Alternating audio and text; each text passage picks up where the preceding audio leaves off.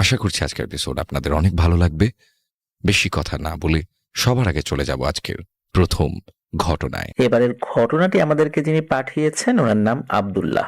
ওনার বাড়ি মুন্সিগঞ্জ জেলার গজারিয়া উপজেলায়। আর উনি এবারের ঘটনাটি শুনেছেন ওনার এক বড় ভাইয়ের কাছ থেকে, যার নাম হচ্ছে আব্দুল মজিদ। ওনার বর্তমান বয়স 45 কি 46 বছর হবে। আর ঘটনাটি ঘটেছিল ওনার বয়স যখন ছিল 35 বছরের মতো, তার মানে আজ থেকে প্রায় 10-11 বছর আগের কথা। উনি পেশায় মাছ ধরেন, সেই মাছ বাজারে বিক্রি করে জীবিকা নির্বাহ করেন। তিনি সবসময় রাতের বেলা মাছ ধরতেন। রাতে নাকি মাছ বেশি পাওয়া যায়, তাই তিনি রাতে মাছ ধরতেন। বর্ষাকালে যখন খাল বিল পানিতে তলিয়ে যেত, তখন তিনি কারেন্ট জাল দিয়ে মাছ ধরতেন। আর যখন বিলের পানি শুকিয়ে যেত, খালের পানি কমে যেত, তখন তিনি ঠেলা জাল দিয়ে মাছ ধরতেন। ত্রিভুজ আকৃতির জাল, যেটা 3 দিকে 3টি চিকন বাঁশ বাঁধা থাকে এবং সেই বাঁশের সাথে জাল বাঁধা হয়। গ্রামের ভাষায় সেটাকে খুচি জাল বলে। সেই জাল দিয়ে কোমর সমান পানিতে নেমে ঠেলে ঠেলে মাছ ধরা যায়। তিনি সেই জাল দিয়ে খালের পানিতে মাছ ধরতেন। আর ঘটনাটা মাছ ধরতে গিয়ে ঘটে। সময়টা 2013 সালের নভেম্বর মাসের দিকে। প্রতিদিনের মতো তিনি জাল নিয়ে মাছ ধরতে বের হলেন। তার হাতে থাকা ঘড়িতে তিনি সময় দেখেন রাত 10টার মতো বাজে। গ্রামের পার্শ্ববর্তী খালে তিনি মাছ ধরতে নামেন। গ্রাম থেকে খালের দূরত্ব 200 থেকে 300 মিটার বা কোয়ার্টার কিলোমিটার আর কি। তখন চাঁদনি রাত ছিল। বিশেষ করে তিনি চাঁদনির রাতে ঠেলা জাল দিয়ে মাছ ধরতেন।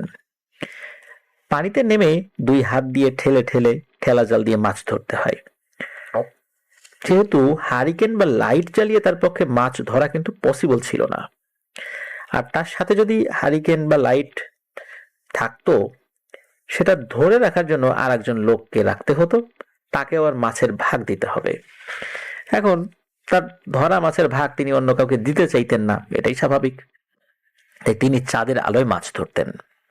তিনি ছাড়া আরো অন্য মানুষরা ওই সময় মাছ ধরতেন, তবে তিনি তাদের সাথে মাছ ধরতেন না। মাছ বেশি পাওয়ার আশায় তিনি অন্য মানুষদের কাছ থেকে একটু দূরে সরে গিয়ে মাছ ধরতেন।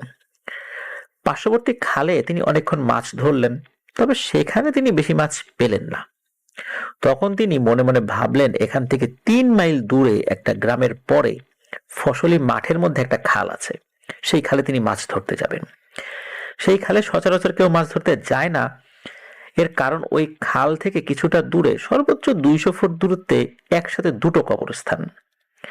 এই জন্য লোকজন সেখানে তেমন একটা মাছ ধরতে যেত না। তো সেই ভাই, মানে এই যে মজিদ ভাই, তিনি আসলে ভয় ডর খুব একটা পেতেন না, তাই তিনি সেখানে মাছ ধরতে যাবেন বলে ঠিক করেন।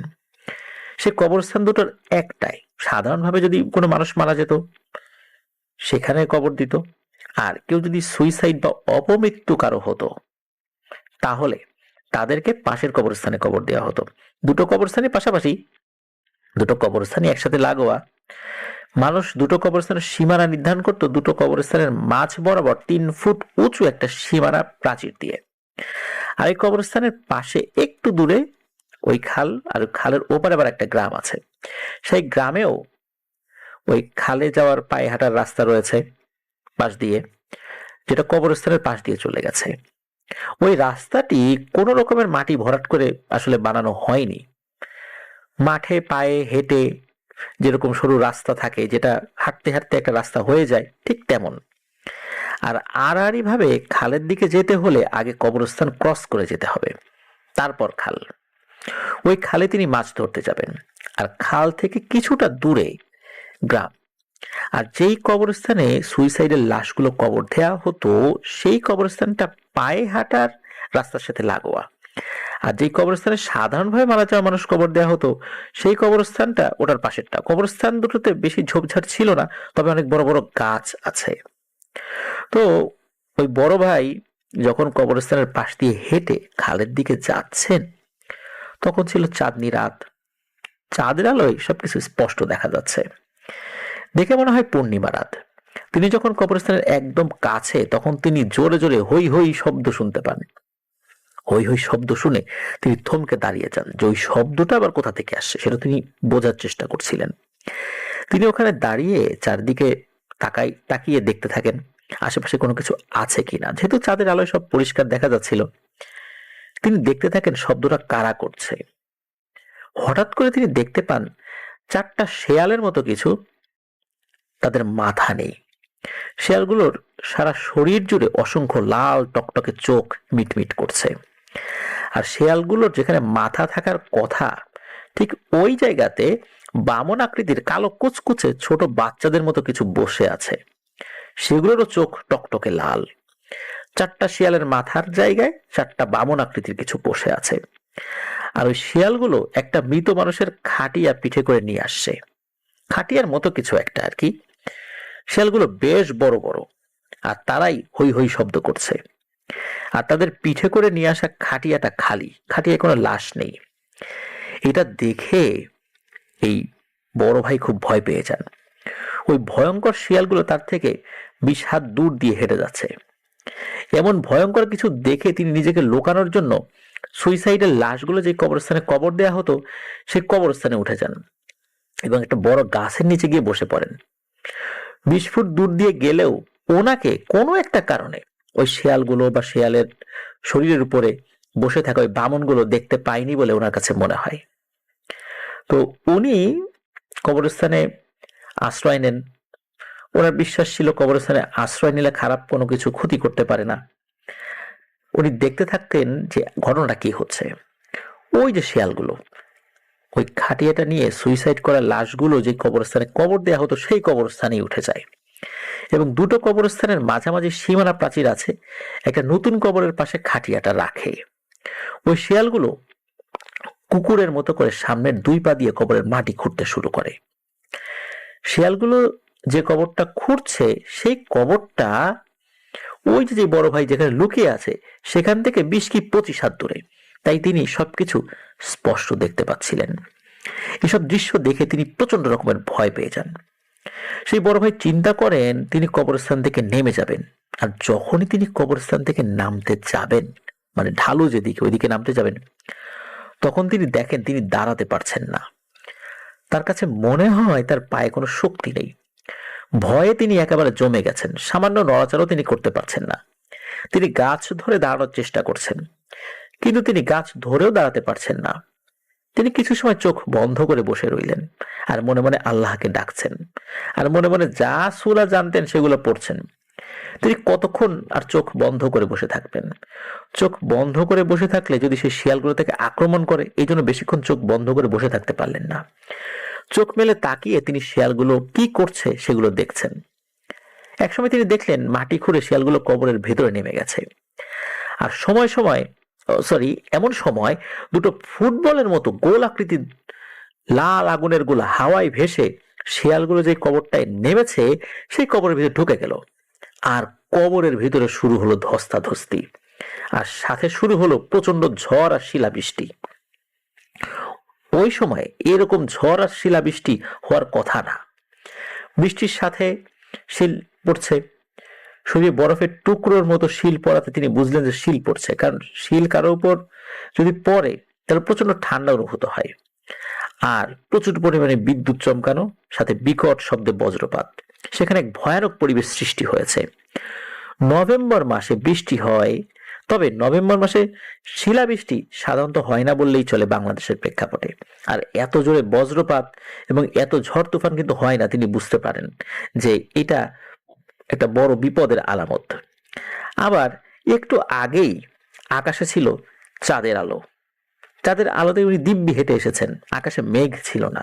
হঠাৎ করে কেন এই অবস্থা হলো উনি আসলে বুঝতে পারছিলেন না। উনি কি স্বপ্ন দেখছেন না ঠিক দেখছেন? এখন এমন একটা সিচুয়েশনে কবরস্থানের উপর বসে থাকা ছাড়া আর কোনো উপায় নেই, কারণ তিনি উঠে দাঁড়াতেও পারছেন না, আবার হাঁটতেও পারছেন না। তাই বাধ্য মানুষের মতো কি ঘটনা ঘটছে সেদিকে চেয়ে আছেন আর মনে মনে আল্লাহকে ডেকে যাচ্ছেন। তিনি দেখলেন যে এমন বৃষ্টি হচ্ছে যে বৃষ্টির পানিতে ফসলের মাঠ তলিয়ে গেছে, কারণ আশেপাশের যেই বৃষ্টির পানি সেগুলো এসে ওই মাঠে ঢুকছে। মূলত এই কারণেই এত দ্রুত এই মাঠ তলিয়ে যাচ্ছে। আর বিদ্যুৎ চমকানোর আলো থাকাতে তিনি স্পষ্ট বুঝতে পারলেন ফসলের মাঠ পানিতে তলিয়ে যাচ্ছে, আর প্রচন্ড রকমের মাংস পচা একটা দুর্গন্ধে চারপাশ ভরে গেছে। তিনি মনে মনে ভাবতে লাগলেন যে আসলে ওনার সাথে এসব কি হচ্ছে, কখন সকাল হবে আর এই উদ্ভট দৃশ্য দেখা থেকে উনি মুক্তি পাবেন। তার হাতে কিন্তু একটা ঘড়ি ছিল, ওয়াটারপ্রুফ ঘড়ি ছিল, সেটাতে তিনি দেখতে পেলেন রাত প্রায় 2:30 বাজে। তার মানে ফজরের আজান হতে কিন্তু তখনও অনেক বাকি। আর নভেম্বর মাস, মানে শীত পড়ে গেছে, তখন কিন্তু ফজরের আজানটাও দেরিতে হয়।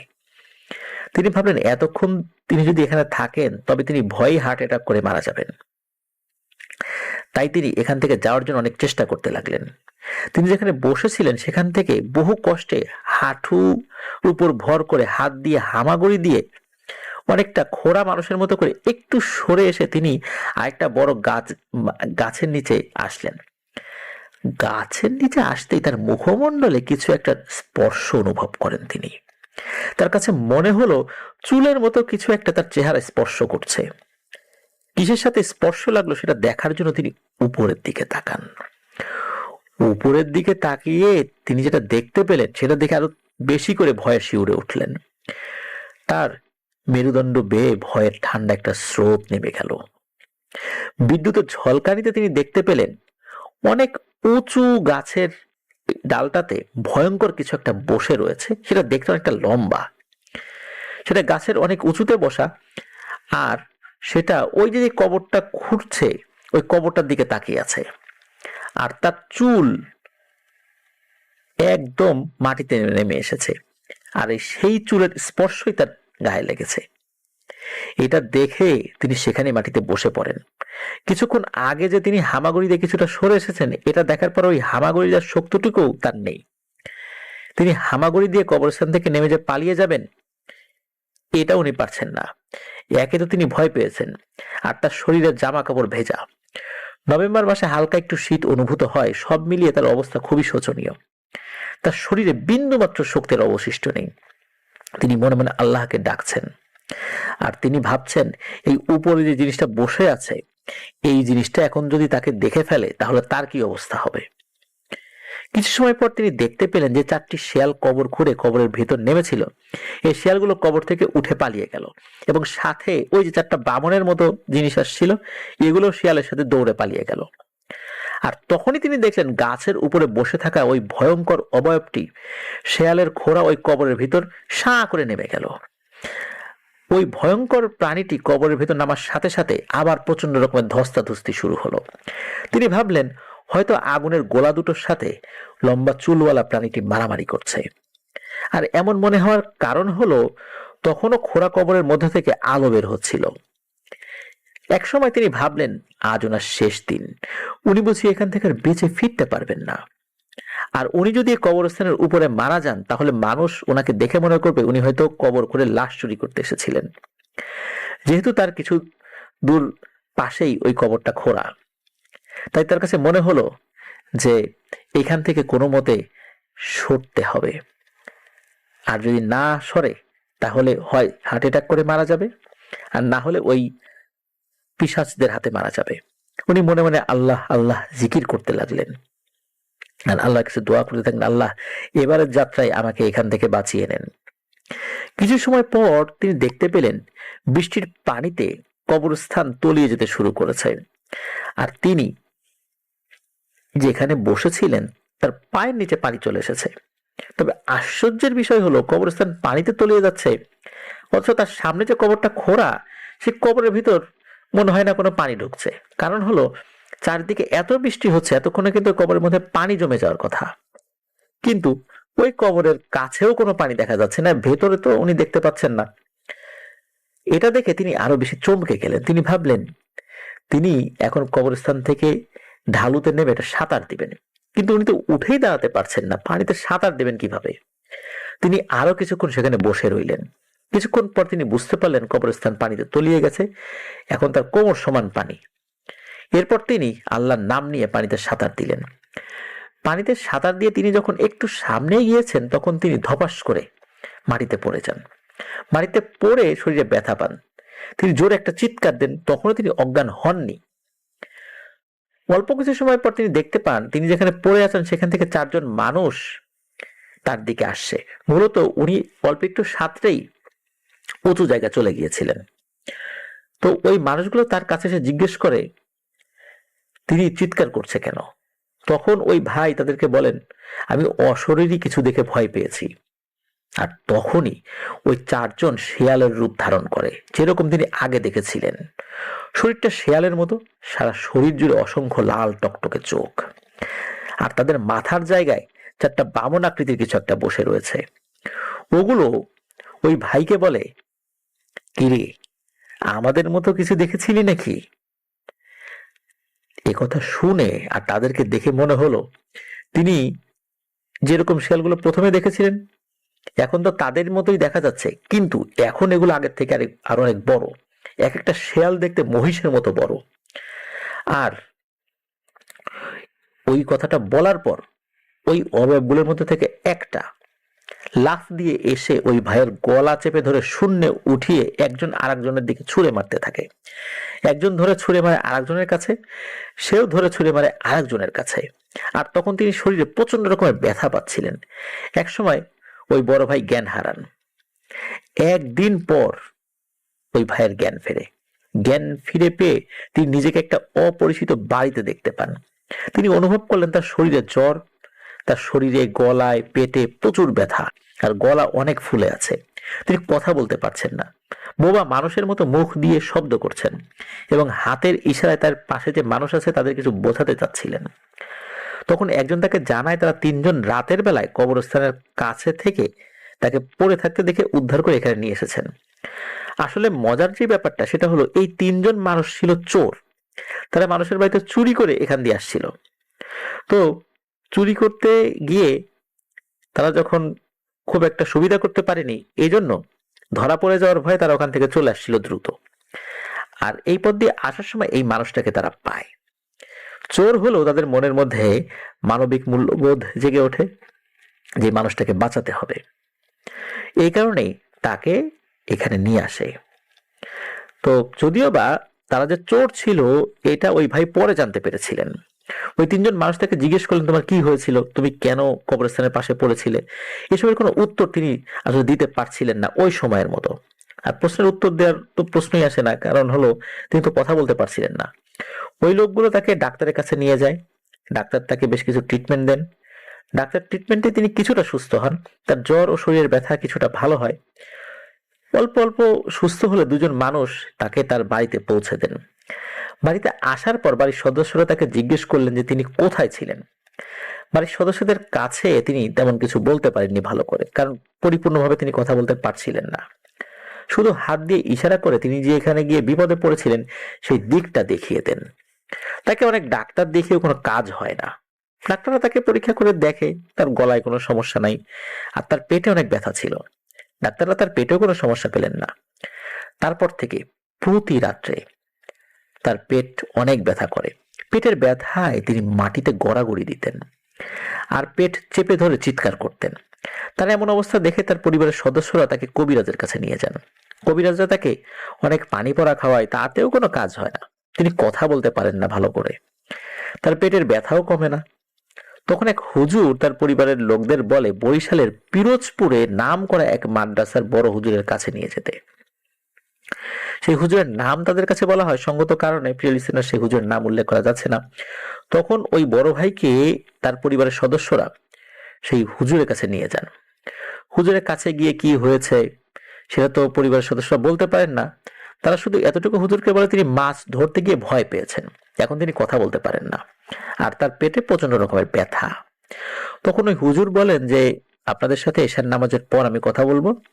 এশার নামাজের পর হুজুরের সাথে দেখা করলে হুজুর ওই বড় ভাইকে কিছুটা মধু ও পানি পড়া খাওয়ান, সাথে কিছুটা ঝাড়ফুঁক করে দেন এবং বলে দেন যে আপনি রেস্টে থাকুন।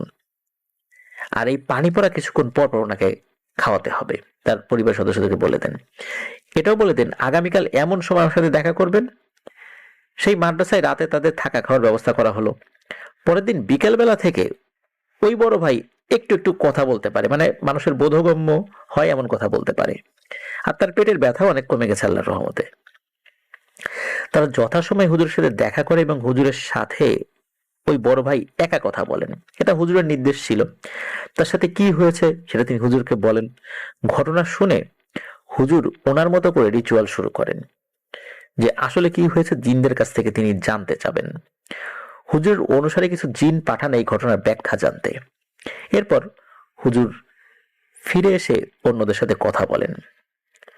আবার অনেকক্ষণ পর হুজুর তার জিনদের সাথে যোগাযোগ করেন, আবারও ফিরে এসে কিছুটা তথ্য অন্যদেরকে বলেন। তো এই যে বড় ভাই মানে সব তথ্য, যে ব্যাপারগুলো আমরা এক জায়গা করলে যেটা হয় সেটা হলো যে বড় ভাই প্রথম যে 4টি শিয়াল দেখেছিলেন, এই 4টি শিয়াল হলো এক তান্ত্রিকের পালিত জিন। আর এগুলোর উপর বসে থাকা বামন আকৃতির যে জিনগুলো, এগুলোও ছিল ওই তান্ত্রিকের পালিত জিন। আর পরবর্তীতে যেই আগুনের গোলা দুটো কবরের ভিতরে ঢুকেছিল, সেগুলো ছিল আরেকটা তান্ত্রিকের পালিত জিন। আর লম্বা চুলওয়ালা যেই অবয়বটা তিনি বড় গাছের উপর বসে থাকতে দেখেছিলেন, সেটাও আরেকটা তান্ত্রিকের পালিত জিন। শিয়ালগুলো যে কবরটা খুঁড়েছে সেটা ছিল সদ্য আত্মহত্যা করা একটা কুমারী মেয়ের কবর। মেয়েটা কোনো এক কারণে গলায় ফাঁস দিয়ে সুইসাইড করে। এই 3জন তান্ত্রিকের পালিত জিন, এই 3জন তান্ত্রিক ভিন্ন ভিন্ন জায়গা থেকে তার পালিত জিনদেরকে পাঠিয়েছে ওই কবর থেকে লাশটা তুলে আনার জন্য। কুমারী মেয়ের এই আত্মহত্যার লাশ দিয়ে তান্ত্রিকেরা জাদুবিদ্যা চর্চা করবে, এই জন্যই তান্ত্রিকেরা তাদের নিজ নিজ পালিত জিনদেরকে পাঠিয়েছিল। আর একই সময়ে এই তান্ত্রিকদের পাঠানো এই জিনগুলো একসাথে এই জায়গায় চলে আসে। প্রথম 4টি শেয়াল কবর খুঁড়ে কবরের ভিতরে ঢুকেছে, আর তখনই আর 3 তান্ত্রিকের পাঠানো 2 জিন আগুনের গোলার রূপ ধরে কবরের ভিতর নেমে শেয়াল রূপীয় 4টি জিনের সাথে মারামারি শুরু করেছে। তার সাথে আবার পরবর্তীতে যুক্ত হয়েছিল আরো বামন রূপী 4টা জিন, যাতে শেয়াল রূপী জিনদেরকে মেরে আগুন রূপী জিনেরা ওই কুমারী মেয়ের লাশটা নিতে পারে। আর লম্বা চুলওয়ালা জিনটা গাছের উপর বসে অপেক্ষা ছিল কবরের ভিতর যে জিনগুলো মারামারি করছে, মারামারি করে তো এক পক্ষ হার মেনে চলে যেতেই হবে, তাই না? আর তখন অন্য পক্ষ কিছুটা দুর্বল হয়ে পড়বে, আর ওই সময় লম্বা চুলওয়ালা জিনটা কবরের ভিতর নেমে যে জিনগুলো মারামারিতে জয়ী হয়েছে তাদের সাথে মারামারি করে লাশ নিয়ে যাবে। খুব ভালোই বুদ্ধি 3 নাম্বার জিনটার। যখন আগুনরূপী জিনদের সাথে মারামারি করে শিয়ালরূপী জিনগুলো মারামারিতে না পেরে পালিয়ে যায়, তখন গাছের উপরে বসে থাকা লম্বা চুলওয়ালা জিনটা কবরের ভিতর নেমে আগুনরূপী জিনদের সাথে মারামারি শুরু করে দেয়। মারামারি করে কোন পক্ষ লাশ নিতে পেরেছে বা পারেনি সেটা হুজুর জানায় না কোনো কিছু, কারণ যদি কোনোভাবে লাশ নেয়ার কথা ওই মৃত মেয়ের পরিবার জানতে পারে তাহলে তাদের মনে অনেক কষ্ট হবে, আর ওই বড় ভাইয়ের কোনো সমস্যা হলেও হতে পারে। এই জন্য হুজুর তাদের কাছে লাশ নিয়ে কোনো তথ্য দিতে চান না, আর দেননি উনি, যে কোন তান্ত্রিকের পালিত জিনেরা এটা নিয়ে গেছে এই বিষয়ে কোনো কথাই উনি বলেননি। আর শেয়ালরূপী জিনগুলো এবং তাদের পিঠে বসে থাকা ওই 4টা বামন অবয়বগুলো যখন আগুনরূপী জিনদের কাছে মারামারিতে হেরে কবরস্থান থেকে পালিয়ে যায়, তখন তারা কবরস্থানের এরিয়া থেকে দূরে যায় না, তারাও দেখতে থাকে ঘটনা কি হয়। কবরস্থানের আশেপাশে তারা ঘুরতে থাকে, যদি সুযোগ পায়, যদি লাশটা নিয়ে যাওয়া যায়, কারণ লাশ নিয়ে না গেলে তান্ত্রিক তাদেরকে কঠিন শাস্তি দেবে, এই জন্য তাদের একটা ভয়ও ছিল। আর যখন ওই বড় ভাইয়ের চিৎকার তারা শোনে, এটা শুনে এগুলো তার কাছে আসে, তাকে দেখে ওই শেয়াল রূপী জিন এবং তাদের পিঠে বসে থাকা ওই বামনগুলো মনে করে যে এইটাও মনে হয় কোনো তান্ত্রিক, সেও লাশ চুরি করতে এসেছে। তখন মূলত এই জিনিসগুলো ওই বড় ভাইয়ের উপরে হামলা করে। তো এমন সময় 3জন মানুষ ওদিকে আসতে থাকে, আর তাদেরকে দেখে ওই জিনগুলো তাদেরকে ছেড়ে দেয়, মানে বড় ভাইকে ছেড়ে দেয়। আর লাশ চুরি করতে আসা জিনেরা মারামারি ধস্তাধস্তি করছিল, তখন যে বৃষ্টি, ঝড়, তুফান, বিদ্যুৎ চমকানো, বিকট শব্দে বজ্রপাত হচ্ছিল, এগুলো সবগুলো ছিল জাস্ট ওই কবরস্থান কেন্দ্রিক। কবরস্থানের বাইরে সব কিছুই ছিল না। যে তান্ত্রিকের জিনদের কে পাঠানো হয়েছিল লাশ চুরি করতে, এরাই মূলত এই মায়াজাল সৃষ্টি করেছিল। এই কারণে নভেম্বর মাসে শীতের সময় এইভাবে বজ্রপাত হওয়ার কিন্তু কথা না, এরকম বৃষ্টিও হওয়ার কথা না। আর এই অল্প বৃষ্টিতে কবরস্থান তলিয়ে কোমর পানি হয়ে যাবে, এটাও হওয়ার কথা নয়। তো যাই হোক, এই শিয়ালরূপী জিনেরা তাকে তার গলা চেপে ধরে আর এক জিনের কাছে ছুঁড়ে মেরেছে। এই জন্য তার শরীরের যেই প্রভাব পড়েছে, এই কারণে উনি এতদিন কথা বলতে পারেনি। আর তাছাড়া উনি প্রচন্ড ভয় পেয়েছিলেন, আর তার পেটেও আঘাত লেগেছিল, এই জন্য তার পেটে ব্যথা করছে। তো যাই হোক, হুজুর ওই ভাইয়ের সাথে ঘটে যাওয়ার ঘটনা আর কারো কাছে শেয়ার করতে মানা করে দেন, কারণ বিষয়টা খুব স্পর্শকাতর। যদিও তিনি এই ঘটনাটা কিছু কিছু লোকের কাছে শেয়ার করেন, কমপক্ষে 9 বছর পরে উনি শেয়ার করেন, তার আগে উনি কারো কাছে শেয়ার করেননি, কারণ ঘটনাটি তখন অনেক পুরনো হয়ে যাবে। আর আরেকটা শর্ত হলো, যেই কবরস্থানে ঘটনাটি ঘটেছে সেই কবরস্থানের আশেপাশে যে গ্রামটি আছে সেই গ্রামের মানুষের সাথে এই ঘটনাটি উনি শেয়ার করেননি। বহুদিন পরে উনি বলেছিলেন ওই গ্রামের কেউ কেউ হয়তোবা উনি ওনার মাধ্যম দিয়ে জানতে পেরেছিলেন, তবে এগুলো মানুষ 10 বছর বা 9 বছর পর অনেকটাই ভুলে গিয়েছিল আর কি। কে মারা গিয়েছে, কখন মারা গিয়েছে, এই বিষয়গুলো আসলে কারোর মাথায় নেই, কারণ মানুষ অনেক কিছুই ভুলে যায়। আপনজন মারা গেলে সেগুলো ভুলে যায়, আর মারা গেলে তো মানুষ চায় যে দ্রুত কবর দিয়ে বাড়িতে চলে আসতে, আপদ বিদায় হলো, এমন একটা অবস্থা, তাই না?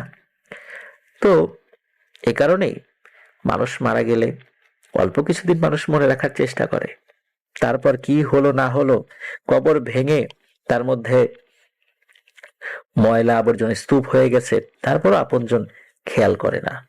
এটাই বাস্তব। আমি ওই জায়গার কবরস্থানের কথা বলছি না, আমি বিভিন্ন সময় বিভিন্ন কবরস্থানের যাই, দিনের বেলাতেই যাই, হেঁটে হেঁটে ঘুরে দেখি। প্রিয় লিসেনার্স, ভালো লাগে, মৃত্যুর কথা স্মরণ হয়। তো এই যে যিনি বড় ভাই, তো তার সাথে যে ঘটনাটি ঘটলো, উনি সুস্থ হয়ে গিয়েছিলেন ওই হুজুরের কাছ থেকে আসার পরে।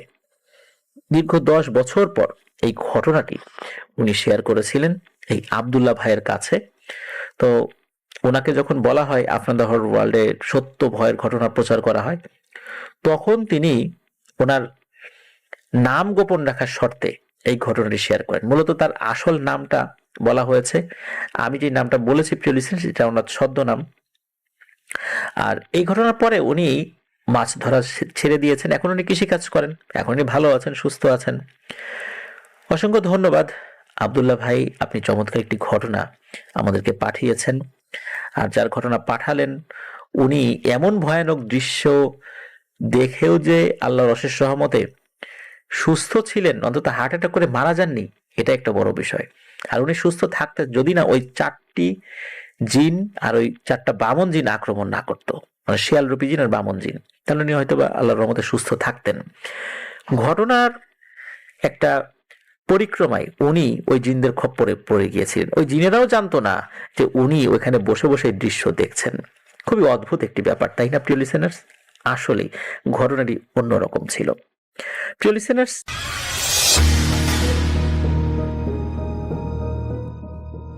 আমার নাম রনি, আমি নারায়ণগঞ্জের সিদ্ধিরগঞ্জ থেকে লিখছি। আমার ঘটনাটি পুরোটাই বাস্তব। এটা শুনলে হয়তো প্রচণ্ড রকমের ভয় পেতে পারেন। এই ঘটনাটা ঘটেছে আমার দাদির সাথে। আমার দাদি যখন ঘটনাটি আমার মাকে বলেছিল তখনই আমি শুনেছি। সবাই হয়তো এটা জেনে থাকবেন যে আগের কালের যত মানুষ আছে, যেমন আমাদের দাদা দাদি নানা নানি, তারা সবাই কোনো পীর বা অলি আউলিয়াদেরকে অনেক মানতেন। তেমনি আমার দাদিও একজন পীরের মুরিদান ছিলেন। পীর যা যা বলতেন আমার দাদিও ঠিক সেই কাজগুলো করতেন। প্রায় 8-9 বছর আগে একদিন আমার দাদি 8-9 বছর আগে একদিন আমি আমার দাদির বাসায় গিয়েছিলাম। আমার দাদি নাকি তখন নতুন নতুন পীরের মুরিদান ছিলেন। আর পীর নাকি তাকে এমন একটা চিত্র আঁকার কথা বলেছিল, যেটা কাগজের মধ্যে এঁকে দেয়ালে টানিয়ে রাখলে ঘরের মধ্যে কোনো ভূত প্রেত বা অন্যরকম কিছু প্রবেশ করতে পারবে না। এই চিত্রটা আমি দাদির মুখ থেকে ঘটনা শোনার পরপরই তাদের বাসায় দেখতে গিয়েছিলাম, এবং সেই চিত্রটি এখনও রয়েছে। যদি আপনি চান তাহলে আমি এই ঘটনাটি পড়ে শোনানোর পরের শুক্রবার চিত্রটি আপনাকে মেইল করে পাঠাতে পারি।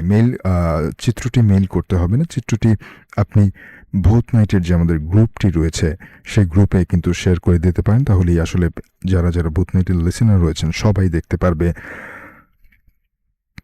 যাই হোক, আমি ঘটনাটি বলছি। আমি নাকি প্রায় 8-9 বছর আগে তাদের বাড়িতে গিয়েছিলাম। সেই দিন নাকি দাদি ওই চিত্রটা আঁকতে বসছিল। সেটা ছিল তার প্রথম দিন ওই চিত্রটি আঁকার। চশমা পরে দাদি যখন চিত্রটি প্রায় অর্ধেকেরও বেশি এঁকে ফেলেছিলেন, আমি গিয়ে নাকি দাদি বলে ডাক দিয়েছিলাম। তখন দাদি আমার দিকে পেছনে তাকিয়েছিলেন।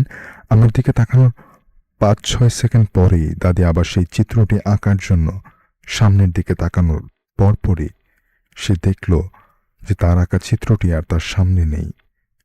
ঘরের ফ্যানটাও সেদিন অফ ছিল, কিন্তু কেন জানি দাদি সেটা পাচ্ছিল না। সে অনেকক্ষণ ধরেই খুঁজছিল, খাটের নিচে, খাটের পাশে, জানালার পাশে, কিন্তু কোথাও সেটা পেল না। অবশেষে বিকেলে সে আবার তার পীরের বাড়িতে গিয়েছিলেন। পীরকে সব কথা বলার পর উনি তাকে বলেছিলেন, তুই জানোস না যে এগুলো আঁকতে হলে মনোযোগ দিয়ে আঁকতে হয়, তখন তো আশেপাশে তাকানো যাবে না, আর তাকালেও সেই চিত্রটা যতখানি এঁকেছিস তা বইয়ের পাতার নিচে বা খাতার ভাঁজে রেখে তারপরে তাকাতে হবে, নাহলে এমনই হবে। তখন নাকি সেই পীর আরও একটা কথা বলেছিলেন যে ওরা কখনোই তোর এটা সম্পন্ন করতে দিব না, তাই সাবধানে লিখবি। ওরা অর্থাৎ আমার এখানে যেটা মনে হচ্ছে যে যেহেতু কোনো ভূত প্রেত বা অশরীরের জন্য সেই চিত্রটা আঁকা হচ্ছিল, তার মানে ওরার দ্বারা অশরীরদেরকে বোঝানো হচ্ছে যারা কিনা এই চিত্রটা আঁকতে বারবার বাধা দেবে। আমার দাদি ভালো মতো বুঝতে পারেনি, তাই সে বুঝতে পারল না যে আসলে কে নিতে পারে চিত্রটা, আর কেই বা তাকে চিত্রটা আঁকতে দেবে না। অর্থাৎ আমি যেই কথাটা মাত্রই বললাম সেটা তার দাদি তখন বুঝতে পারছিল না। এটা সে কনফার্ম করার জন্য আরও একদিন আবারও আঁকতে বসেছিল। আর সেই দিন দাদি এটা ভেবে আঁকতে বসছিল যে সে দেখতে চায় যে কে নিতে পারে এটা। প্রায় অর্ধেকের মতো আঁকার পর দাদি তার হাতটা সেই কাগজের উপর রেখে ইচ্ছা করেই পেছন দিকে তাকিয়েছিলেন। বিশ্বাস করবেন কিনা জানি না ভাইয়া, আমার দাদি নাকি এটা আন্দাজ করতে পেরেছিলেন যে সামনে থেকে তার হাতের নিচে থাকা কাগজটা কেউ একজন এত জোরে জোরে টান মেরে নিল যে দাদি তাকানোর সাথে সাথে দেখতে পেল যে সেখানে কেউ নেই, আর সেই কাগজটাও নেই। আমার দাদি অনেক ভয় পেয়েছিলেন সেদিন, কারণ তার হাতের নিচ থেকে কেউ একজন কাগজটা টান মেরে নিয়ে গেল, কিন্তু সামনে তাকানোর পর সে কিছুই দেখতে পেল না। এতে সে অনেক ভয় পেয়ে গিয়েছিলেন। সেই দিন বিকেলবেলায় দাদি আবার তার পীরের কাছে গিয়ে বিষয়টি জানালেন। তার পীর একটু হাসলেন আর বললেন যে সেই দিন বুঝোস নাই যে আমার কথা।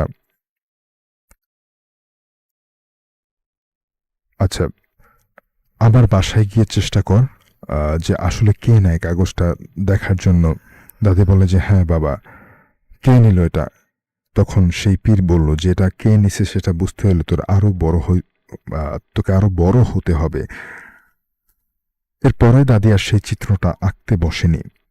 তার পীরেরই নাকি এটা এঁকে দিয়েছিলেন আর তাকে বলেছেন যে ঘরের মধ্যে টানিয়ে রাখতে।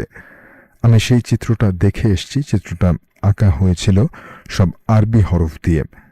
এটা ছিল আমার দাদির সাথে ঘটে যাওয়া অনেক আগের একটা ঘটনা। এই ঘটনাটা শোনালে আমি অনেক খুশি হব। ধন্যবাদ ভাইয়া। আমাকে ঘটনাটি পাঠিয়েছেন ফারহান আহমেদ রনি।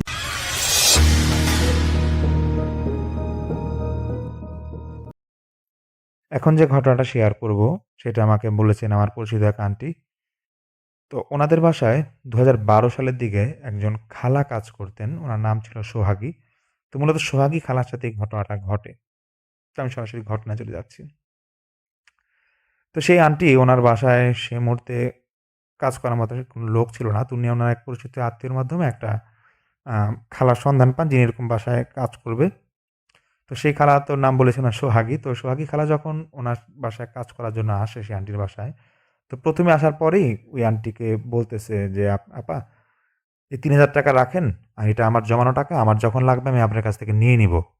আর উনার কিছু শর্ত ছিল সেই সোহাগী খালার। বলতেছে যে, আমার বাসা কাপাসিয়া, মানে গাজীপুরের কাপাসিয়ার এদিকে। তো প্রতি বৃহস্পতিবার বিকেলের দিকে আমি বাড়ি চলে যাবো এবং শনিবার সকালে আমি এসে পড়বো।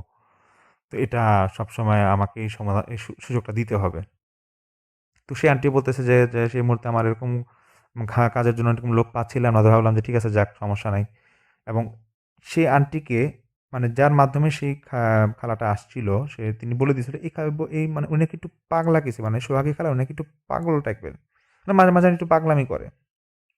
পাগলামি বলেছে এমন যে মানে উনি মানে এই যে মানে ওনার খাওয়া-দাওয়া ৩ বেলা খাওয়া-দাওয়া হয়তো সেই আন্টির বাসায় করত। কিন্তু বাকি যত খাওয়া-দাওয়া উনি নিজের টাকা কিন্তু কখনো আন্টির থেকে নিত না, খাইতও না। এদিক দিয়ে খুব বিশ্বস্ত ছিল এবং দেখা যেত হুটহাট করে বাসা থেকে বের হয়ে যাচ্ছে, আবার ঠিক সময়ে আবার এসে পড়ছে। কিন্তু কাজের দিক দিয়ে কখনো কোনো গাফিলতি করত না। তো সেই খালা যখন থাকা শুরু করে, তো দেখা যাচ্ছে যে আন্টির কাছ থেকে এরকম যে টাকাটা পরে মানে ৳৩,০০০ তিনি রাখছিল, এখান থেকে দেখা যায় মাঝে, মাঝে ৫০০, ১০০ এরকম টাকা নিয়ে উনি দেখা যেত উনার জন্য ডিম, দুধ বা কলা এরকম খাওয়া-দাওয়া নিজের জন্য রেখে দিত সেই সোহাগী খালা এবং উনি রাতে এগুলা খাইত। তো উনার থাকার রুমটা ছিল রান্নাঘরের ঠিক পাশেই ছোট একটা স্টোর রুম ছিল, সেখানে উনার থাকার ব্যবস্থা ছিল এবং সেই রুমের দরজা ছিল থাই অ্যালুমিনিয়ামের গ্লাসের। মানে এমনভাবে গ্লাস স্টিকার লাগানো ছিল যে ওই খালা যে ওই পারে শুইতো মানে বাইরে থেকে এরকম দেখা যাইত না। ঘটনাটা যেদিন শুরু হয় সেটা সে আন্টি বলে যে একদিন রাত্রেবেলা উনি এরকম ওয়াশরুমে যাবে। মানে খালার ওই মুহূর্তে কাজ শেষ হয়ে যাওয়ার কথা। তো উনি যখন ওয়াশরুমে যাবে তো রান্নাঘরে উনি মানে কোনো একটা কাজে যাবে আরকি, যে কোনো একটা মানে লাইট জ্বালানো ছিল বা কিছু একটা ছিল, রান্নাঘরে যাবে। তো উনি রান্নাঘরে যেতেই পাশেই ওই যে এখানে সেই সোহাগী খালা থাকতো, এখান থেকে মানে একটা বিড়বিড় করে কথা বলতেছে এরকম আওয়াজ আসতেছে। তো উনি কাছাকাছি যায়। গিয়ে দেখতেছে যে খালা নিজের থেকেই কথা বলতেছে। তো সে আন্টি মনে করছে হয়তো ঘুমে কথা মানে ঘুমের মধ্যে অনেক সময় কথা বলে এরকম হইতে পারে। এমন না যে খালার কাছে মোবাইল ছিল, এরকম না। এরকম বিড়বিড় করে কথা বলতেছে। তো সে আন্টি আবার ওনার মতনই ঘুমায় যায়। উনি কয়েকদিন টানা দেখতেছে যখনই রাতে উঠে ওইখান থেকে ওই খালার এরকম কথা বলতোই কার সাথে। তো উনার একটু সন্দেহ জাগে যে আসলে ও কি মোবাইল নিয়ে কথা বলে নাকি বা মোবাইল কোথাও পাইতে পারে। তো আসলে ২০১২ সালে মোবাইলটা এতটা প্রচলন ছিল না যে বুয়াদের কাছে থাকবে। তো তখন আন্টি একদিন করে কি খালা কোনো একটা কাজে বাইরে যায়। তো খালার এরকম পুরা ব্যাগ চেক করে দেখে যে না, সবকিছু নরমাল। এমন কিছু না যে সে চুরি করছে বা মোবাইল আছে, এরকম কিছুই না। তো ১ম যেদিন বৃহস্পতিবার এরকম সেই খালা ওনার কাপাসিয়াতে যাবে। তো যাওয়ার সময় তো উনি মানে আন্টির সাথে বিদায় নিয়ে যাচ্ছে। তো শনিবার যখন উনি সকালে ব্যাক করবে, যখন সেই আন্টিদের বাসায় আসে।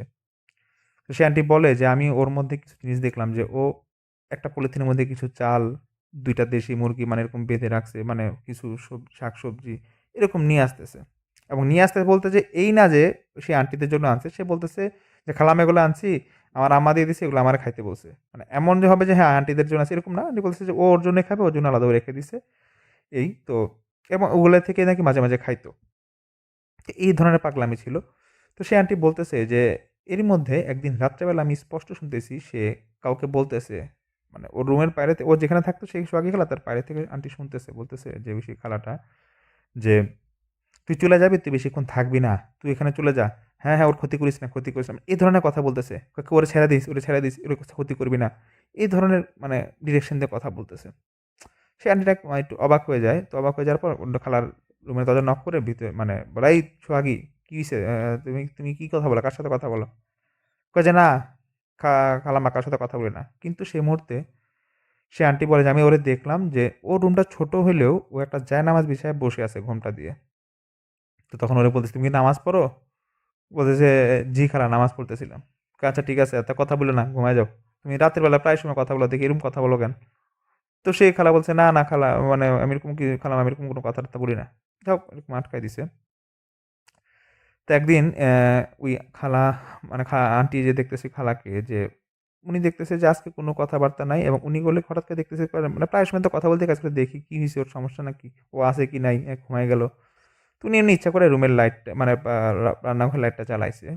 জ্বালানোর পর একটা আবছা আলোতে উনি দেখতেছে যে সেই সোহাগী খালা উনি সেজদা হবে বা সেজদার মতো একটু মানে পেটে ব্যথা পেলে যেরকম উঠে বসে থাকেন এরকম বসে আছে।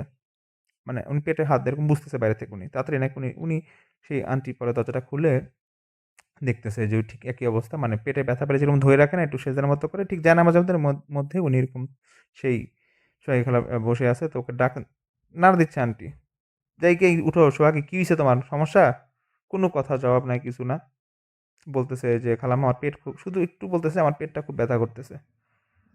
তো এর মধ্যে দেখতেছে ব্যথা করতেছে, করতেছে বলতে মানে একবার পুরা কাইত হয়ে গেছে। মানে শুয়ে যাবে এরকম একটা অবস্থা। তাড়াতাড়ি উনি সেই আন্টি ওনার মেয়েকে ডাকে, বলছে, "তাড়াতাড়ি আসো তো, দেখো তো কি হইছে?" দেখতেছে যে ওরকম পেট ব্যথা, তো ওরে ওষুধ-টষুধ দেয়, তাও ভালো হয় না। অনেক বলার পরে সেই সোহাগী খালাই বলতেছে যে, "আমার একটু সুরা পুরা ফু দেন, বেশি একটু ফু দেন, আমার ঠিক হয়ে যাবে, এটা কোনো সমস্যা না, একটু ফু দেন।"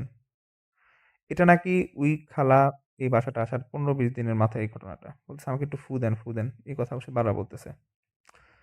তো বলার পরে তো এরকম ফু দেয়, দেওয়ার পর আস্তে, আস্তে নাকি খালাটা ঠিক হয়। বলে, "ঠিক আছে খালাম্মা।" ওই সেই সোহাগী খালাই বলতেছে আন্টিকে যে, "খালা আপনি চলে যান, আমি ঘুমায়ে যাবো, আমার ব্যথা কমে গেছে।" যাই হোক এরকম ঘটছে। ঘটার পরে আবার ঠিক সেম পরের সপ্তাহেও যখন এরকম উনি কাপাসিয়া যায় এরকম ফলমূল খাওয়া-দাওয়া নিয়ে আসতেছে। তো এবার ২ টা মুরগি নিয়ে আসে।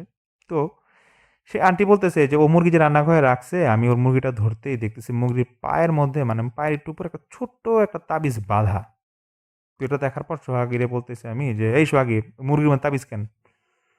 তখন সে সোহাগী একটু মানে একটু দেখে যেন অবাক হয়েছে। বলছে, "না, না খালাম্মা এটা তো ওই যে আমি আনছিলাম তো হয়তো কোনো মানে ওই যে দোকানদার থেকে কিনছি হয়তো এটা ভুলে কি লাগায় রাখলো নাকি।" মানে কথা তোতলাচ্ছিল এরকম। তখন সে আন্টি বলে যে, "আমি তখনও কিছু বুঝি নাই। তো দেখলাম সে মুরগি তো ও নিজেই ও জবাই করে না, আমার বাসায় কেউ লোকজনও জবাই করে না। ও নিজেরটা নিজে জবাই করেই খায়।" কা তো এরকম যখন হচ্ছিল তো বলতেছে যে একদিন মানে সেটা একটু আশ্চর্যের বিষয় ছিল। বলছে একদিন আমার মানে ওই সে আন্টি বলে যে, "আমার মেয়ের সকাল থেকেই প্রচণ্ড মাথা ব্যথা এবং একটু পরপর সে বমি করতেছে।" আমি ওর একটু মাইগ্রেনের সমস্যা ছিল। তো আমি মাঝে, মাঝে এরকম বমি বা মাথা ব্যথা হইতো। তো ডাক্তার ওষুধ দিয়ে দিচ্ছিল কিন্তু সেদিন ওষুধেও কাজ হচ্ছিল না। আর এমন একটা অবস্থা সেদিন মানে ডাক্তারকে ফোন দিছে। ডাক্তার ওই মুখে, মুখেই ফোনে ওষুধ বলে দিচ্ছে। কারণ মাইগ্রেন আসলে কোনো একটা চিকিৎসা নাই। এরকম যখন হচ্ছে প্রায় সন্ধ্যা পর্যন্ত একটু পর বমি করে, মাথা ব্যথা, ও ঘুমাইতেই পারতেছে না, শুইতেই পারতেছে না।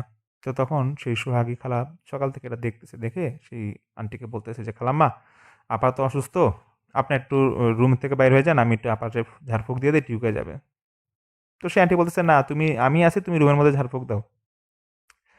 তো বলতেছে যে সে আন্টি যে অনেক সময় দেখা যায় যে গ্রামে ওঝা যেরকম ঝাড়ায় না সেরকম সে মানে সেই খালাটা এরকম মানে এরকম উনার মেয়েকে ঝাড়াচ্ছিল। আর উনার মেয়েও নাকি মানে মাথায় ব্যথা বলতেছে তাও একটু ওরকম হাসতেছে। যে, "মা এটা কি করে খালা? এরকম করতে মানা করো।" তো খালা বলতেছে যে, "কোনো সমস্যা নাই।" সেই সোহাগী খালা বলছে, "কোনো সমস্যা নেই। তুমি মাথা ব্যথা তোমার দেখবা ঘন্টাখানেকের মধ্যে ভালো হয়ে গেছে। আমি ফু দিয়ে দিছি, যাও।" ঠিকই এরকম দেখা যাচ্ছে কিছুক্ষণের মধ্যে সেই মেয়েটার নাকি মাথা ব্যথা ভালো হয়ে গেছে এবং সুস্থ। তো সেই আন্টি এমনি সোহাগকে বলতেছে যে, "তুমি কি কিছু জানো? তাবিজ-টাবিজ কিছু জানো?" কয়, "না, না, না খালা আমি কিছু জানি না।" তো যাই হোক এটা যখন ঘটতেছিল একদিন দুপুরবেলা ঠিক এর কয়েকদিন পর দুপুরবেলা ওনারা আসলে সেই আন্টি বলে যে, "আমার বাসায় একটা দারোয়ান আসে এবং মানে সরি মানে নিচে যে দারোয়ান সে দারোয়ান বলতেছে যে, "একটা লোক আসছে। তো আপা আপনাদের বাসায় আসতে চায়।" তো বলতেছে যে, "কার কাছে?" কয় যে, "ওই সোহাগী খালা কে আছে ওনার কাছে আসতে চায়।" তো সেই লোককে পরে বলে যে দারোয়ানকে বলে যে, "হ্যাঁ, ঠিক আছে আসতে দাও।" তো যেই লোকটা আসে খুব বয়স্ক একটা লোক ছিল। তার বয়স নাকি প্রায় ৭০ বা ৭৫ এরকম হবে। তো খুব বয়স্ক লোক এসে বলতেছে আরকি সে আন্টিকে যে, "আপা আপনার বাসায় আমি একটু আসতে চাই। আমার মেয়ে আপনার বাসায় কাজ করে। আমি একটু ওর সাথে দেখা করতে আসছি।" তো এটা দেখা করতে আসার পরেই তো সেই সোহাগী নাকি দেখার সঙ্গে, সঙ্গে একটু মানে ভয় পেয়ে গেছে ওর আব্বাকে। "আব্বা তুমি আসছো?" মানে এরকম মানে এমন অবস্থা যে আচমকা দেখলে যেরকম একটু ভয় পেয়ে গেছে এরকম মনে হচ্ছিল। তখন বলতেছে যে, "আব্বা তুমি চলে যাও। আমি আছি, ভালো আছি।" মানে পারলে আব্বাকে বিদায় করে দেয়। তখন সেই সোহাগীর বাবা ওই আন্টিকে নাকি বলতেছে যে, "আপা কিছু মনে করবেন না। সোহাগীরে এখান থেকে একটু যাইতে বলেন, আমি আপনার সাথে ব্যক্তিগত কথা আছে।" তো সোহাগী কোনো রকম রুম থেকে সরায়। তো সেই সোহাগীর বাবা বলতেছে সেই আন্টিকে যে, "দেখেন, আমার মেয়ে আপনি এখানে থাকে বা কাজ করে কোনো সমস্যা নাই। আর কথা হচ্ছে ও তো বিয়ে-শাদী করে নাই, ওর বয়সও তো ভালোই। তো সমস্যাটা হচ্ছে যে ও প্রতি শুক্রবার যে এরকম বাড়িতে যায়, ও কিন্তু একটা চক্রের মধ্যে জড়ায় গেছে। ওরা ৩-৪ জন আছে। ওরা জিন হাজির করে মানুষের মানে আমাদের এলাকায় এরকম জিন হাজির করে ওরা মানুষরে মানে বিভিন্ন মানে ওই তাবিজ ছুটায় বা এরকম জিন তারা এরকম কাজগুলা তারা করে। এবং ওই সেই লোক বলে যে, "আমি এটাও জানি যে আমার মেয়ে এরকম মানে ও ওই লাইনে পড়ালেখা মানে ওই লাইনে এরকম ওর জ্ঞান আছে এবং সে জিন হাজির করে। এবং আপনার বাসায় যেহেতু মানে ছেলেমেয়েরা আছে এজন্য আপনার সতর্ক করে দিলাম যে ও আপনার বাসায় কিন্তু এরকম প্রতি রাতে ওর গ্রামে থাকতে রুম করতো। মাঝখান দিয়ে আপনার কোন যে আত্মীয়র মাধ্যমে আসছে সেও হয়তো জানে না কিন্তু এরকম কিন্তু প্রতি আগের বাসাতেও আগে যে বাসায় কাজ করতো সেই কাজ করতো। প্রতি রাতে এরকম সে এরকম একটা রুমে আলাদা থাকতো এবং সে জিন আনাইতো এবং তার নিজস্ব সব খাওয়া-দাওয়া মানে ওর উপর জিন ভর করতো এবং জিনরাই আসলে মানে খাওয়া দাবি করলে তখন ও নিজেই ডিম বলেন বা যেটা আনতো ও নিজেই খাইতো। তো আপনি ওর বাড়ি রাইখেন না। এটা আপনার ক্ষতি হবে। আসলে আমি আপনার বলতে চাই না কিন্তু আসলে ঠেকায় পড়ে বলতে আসলাম। কারণ অনেকেই মানে ও যে জিনগুলো আনে এগুলো আসলে ওর জিনের ওর শরীরের উপর বা ওর উপর ক্ষতি হবে। আমাদের ফ্যামিলির মধ্যে এরকম মানে সে বয়স্ক লোকটা বলতেছে যে আমাদের ফ্যামিলির মধ্যে পরিবারের মধ্যে এরকম অনেকটা এফেক্ট পড়তেছে বা সমস্যা হইতেছে ও যে জিনগুলো আনে। কারণ ও মানে এটা বলতেছে আরকি যে, "আমার মেয়েরও চাই না কোনো ক্ষতি হোক। আপনার ফ্যামিলিতে যেহেতু আপনার ফ্যামিলির বাসায় থাকেন, ও যেরকম" আমি মানে সেই লোক একবারে বলে যে, "আমি নিশ্চিন্তে বলতে পারবো ও যে এরকম রাত্রেবেলা এরকম জিন আনে এবং জিন এনে সে কথাবার্তা বলে এবং বিভিন্ন লোকের সেবা করে। তো এটা খুব সমস্যা হয়েছে।" সেই লোকই বলছে, "আমার ফ্যামিলিতে সমস্যা হচ্ছে এবং আপনি দেখেন কিভাবে সমাধান করা যায়। আর যদি পারেন ওরে রাইখেন না বাসায়।" তখন সোহাগীকে ডাকা হয়। সোহাগীকে একে, একে সব জিজ্ঞেস করে সেই আন্টি এবং সোহাগী মানে স্বীকার করে যে, "হ্যাঁ, আমি এরকম জিন আনতে পারি। জিনের এরকম রাতে এরকম সেবা করি। মানুষের সেবা করে দেই। আর এই যে দেখেন যে সপ্তাহে, সপ্তাহে মাঝে, মাঝে বাড়িতে গেলে একটু চাল আনি, মুরগি আনি। এগুলা কিন্তু ওই গ্রামের মানুষরা আমাকে হাদিয়া হিসেবে দেয়, যাদের কাজ আমি করে দেই। এবং ওগুলো আমারই খাইতে হয়। এবং আমার যখন আমি খাই দেখবেন যে মেক্সিমাম অনেক খাওয়া আছে আমি রাত্রেবেলা রান্না করে রাত্রেবেলা অনেক সময় খেয়ে ফেলি। খাইতে হয় আমার।" এবং সেই আন্টি বলে যে, "আমি এটা শোনার পর এতটা ভয় পাইছি তখন সেদিনই আমি সোহাগীরে এরকম বাসা থেকে বের করে দেই। কিন্তু বের করে দেওয়ার পরেও যেটা বলে সেই আন্টি যে, "আমি বের করে দেওয়ার পরেও ওর বাসায় মানে ও যে রুমটায় থাকতো ওইখানে বেশ কয়েকটা তাবিজ পাইছিলাম। এবং এতটা তাবিজ পাইছি যে আমি দেখেই ভয় পেয়ে গেছি যে ওর ব্যাগ চেক করবো যে এরকম অনেক তাবিজ পাইছি।"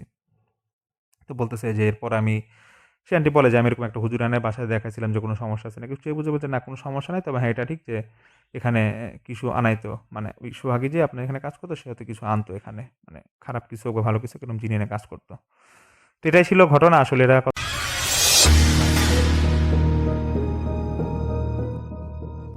হ্যালো রাসেল ভাই, আসসালামু আলাইকুম। আজকে যে ঘটনাটি নিয়ে আপনাদের মাঝে হাজির হয়েছি, এই ঘটনাটি আমার নিজের সাথে মানে আমার নিজের চাচার সাথে ঘটে যাওয়া একটি ঘটনা। এই ঘটনাটি ঘটে আমাদের গ্রামের একটি ভয়ঙ্কর রাস্তার ঘটনা। সেটি একটি কালীর থান এবং ব্রিজকে কেন্দ্র করে যে এই ঘটনাটি ঘটেছিল। আজ থেকে প্রায় ১২ বছর আগের ঘটনা। তো তার আগে আমার পরিচয় দিয়ে নেই। আমার বাসা লালমনিরহাট জেলায়। আমার যে ঘটনাটি ঘটে আমাদের গ্রামেই, লালমনিরহাট জেলার। সো আমার নাম এমডি নাহিদ মিয়া। সো আমি সরাসরি ঘটনায় চলে যাচ্ছি রাসেল ভাই। এই ঘটনাটির সময়কাল আজ থেকে ১২ বছর আগের। আমার যে চাচা ছিলেন তিনি একজন মানে কৃষক। তিনি মাঝে মধ্যেই বাসার কাজ করতেন এবং বাকি টাইমে উনি গাড়ি মানে অটো গাড়ি চালাতেন। তো একদিন হঠাৎ করে রাত্রিকালীন সময় ওনার আবার একটু মাছ ধরার একটু খুবই ছিল, মানে শখ ছিল। মাঝে মধ্যেই উনি রাত্রিকালীন সময় করে মাছ ধরতে যাইতেন। তো সেদিনও উনি মাছ ধরতে মানে রাত ১১টা না ১০:৩০ হবে, ১০:৩০টার দিকে উনি মাছ ধরতে যাবে। তো সেদিন রাতটা একদম নিঝুম, জোনাকি পোকার ডাক শোনা যাচ্ছে আশেপাশে। সো এরকম একটা নিস্তব্ধ রাতে সেদিন উনি মাছ ধরতে যাবেন। তো উনি আবার প্রতিনিয়তই যেহেতু মাছ ধরতেন রাত্রিকালীন সময়, ওনার আর কি ভয় লাগতো না। যে দোলায় মাছ ধরতেন ওনার কোনো ভয় লাগতো না। আর উনি এবার এই আজকে যে দোলায় মাছ ধরতে মানে সেদিন আর কি যে দোলায় মাছ ধরতে যাবেন তার সামন দিয়ে একটি মানে রাস্তা দিয়ে যাইতে মসুরের দিকে একটি কালীর থান যেটাকে বলে, এটা ঠাকুর ঘর। সে ঠাকুর ঘর পার হয়ে উনি আবার একটা হিরিংয়ের রাস্তা আছে, এই হিরিংয়ের রাস্তা পার হওয়ার সময় একটা ব্রিজ আছে, এই ব্রিজটি পার হয়ে আর কি ওই দোলায় যেতে হয়। সো যখন উনি বাসা থেকে বাইর হয় তখন 10:30 নাগাদ বাজে। তখন একটু মানুষ চলাচল করতেছে। সো উনি ভাবছিল যে ২-১ ঘন্টা মাছ ধরে ১২টা হইতে হইতে চলে আসবো। তো উনি বাসার থেকে একটি খোসা এবং একটি লাইট আর মাছ ধোয়ার জন্য একটি খলাই নিয়ে উনি রওনা দেয়। সো রাস্তা দিয়ে যাচ্ছে, যাওয়ার সময় কোনো সমস্যা হয় নাই। সো যখন উনি এই মাছ ধরতে গেলেন, মাছ ধরার পর যখন দোলাতে নামছে মানে হিরিংয়ের রাস্তা দিয়ে যেতে মানে মোটামুটি ওনার ১০ মিনিটের মতো লাগছে আর কি হেঁটে যেতে। তো যখন গেলেন দোলায় যেয়ে দেখে যে আশেপাশে কোনো লাইট বা কেউ মাছ ধরতেছে না। তো উনি ভাবতেছে হয়তো কেউ মাছ ধরতেছে না আজকে, আমি একাই আসছি। মাঝে মধ্যে আসেলো। তো উনি আবার মাঝে মধ্যে ২ জনই যায় ওই দোলায়, একাই আর কি ওই দোলায় কখনো মাছ ধরতে যাইতেন না। তো যখন সেদিন একাই গেছে, তো কিছুক্ষণের মধ্যে উনি অনেকগুলো মাছ পায় এবং কয়েকটা বড় মাছও পায়। তো শেষের সময় উনি যখন মাছ ধরতেছে, মাছ ধরতে ধরতে ওনার খলাইটা ভরে যাওয়া একটা অবস্থা পরিস্থিতি, যে এতগুলো মাছ পেয়ে গেছে। তো শেষের সময় একটা শৈল মাছকে দেখতে পায়। এই শৈল মাছটাকে উনি হানছে। হানার পর এই শৈল মাছটা এই খোসাটা সহ কম হলেও 7-8 হাত দূর মানে ছুটে গেছে, মানে হাত থেকে ছুটে মাছটা দৌড় মারছিল। তো উনি এবার খোসার সাথে সাথে দৌড় দিয়ে যে মাছটাকে ধরছে। তো উনি এবার ভাবছে, ভয় পাইছে যে মাছটা এত দূরে দৌড়ানোর কারণে উনি আবার ভয় পাইছে। তো সেদিন আবার ওই মাছটাকে পাওয়ার পর উনি আর মাছ ধরতে মানে ইচ্ছা করতেছিল না যে আর মাছ ধরবে। তো সাথে সাথে উনি আবার রওনা দিল বাড়ির দিকে। ওই মাছটাকে আবার একটা দড়িতে লটকায়, ওখানে যেহেতু জায়গা নাই এই জন্য উনি হাতে করে নিয়ে আসতেছে। তো এই ব্রিজের সামনাসামনি যখন আসছে, যে হিরিঙ্গের রাস্তার একটা ব্রিজ ছিল, এই রাস্তায় তখন প্রায় 12টা পেরিয়ে গেছে। তখন আশেপাশে কেউ নাই। তো ব্রিজের রাস্তার পাশে চলে আসছে। আসার পর উনি আবার একটা লোককে দেখতেছে ব্রিজে বসে আছে। তো উনি জানতো যে এই ব্রিজে প্যারানর্মাল কিছু ঘটনা ঘটে। তো যেহেতু এত রাতে একটা মানুষ বসে আছে, উনি আবার ভাবছে যদি চোর বা ছিনতাইকারী হয়, আমি খোসা আছে আমার হাতে, এটা দিয়ে একটা হান মারবো, মানে উনি আঘাত করবে। এই পজিশন নিয়ে উনি আসতেছে। তো যখন আসতেছে, যখন দেখলো যে একটা লোক বসে আছে, লোকটা কলাটা নিচ করে মানে নিচের দিকে বসে আছে। উনি আবার লোকটাকে ডাকলো যে এত রাতে আপনি এখানে কি করেন, আপনার বাসা কোথায়, এরকম জিজ্ঞাসা করতেছে। যেহেতু ওনার বাসার পাশে, তো জিজ্ঞাসা করতেছে। লোকটা কোনো কথা বলতেছে না। তো যখন কথা বলতেছে না লোকটা, তখন উনি আবার এই লোকটার ঘাড়ে একটু টাচ করছে। টাচ করার পরে লোকটা যখন শুনলো না, উনি আবার ভাবছে যে হয়তো পাগল বা এরকম কিছু হবে।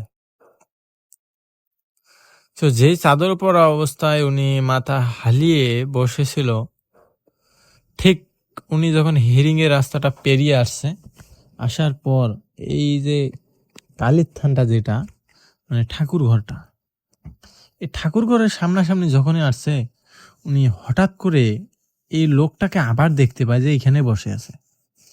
উনি একটু আগে এই লোকটাকে পিছনে ফেলে আসছে, যে ওই লোকটা এখানে কোনো কথা বললো না। আর এবার এখানে দেখতে পেল যে একই লোক, একই চাদর, একই সবকিছু, একই ভাবে, একই ভঙ্গিতে মানে বসে আছে লোকটা।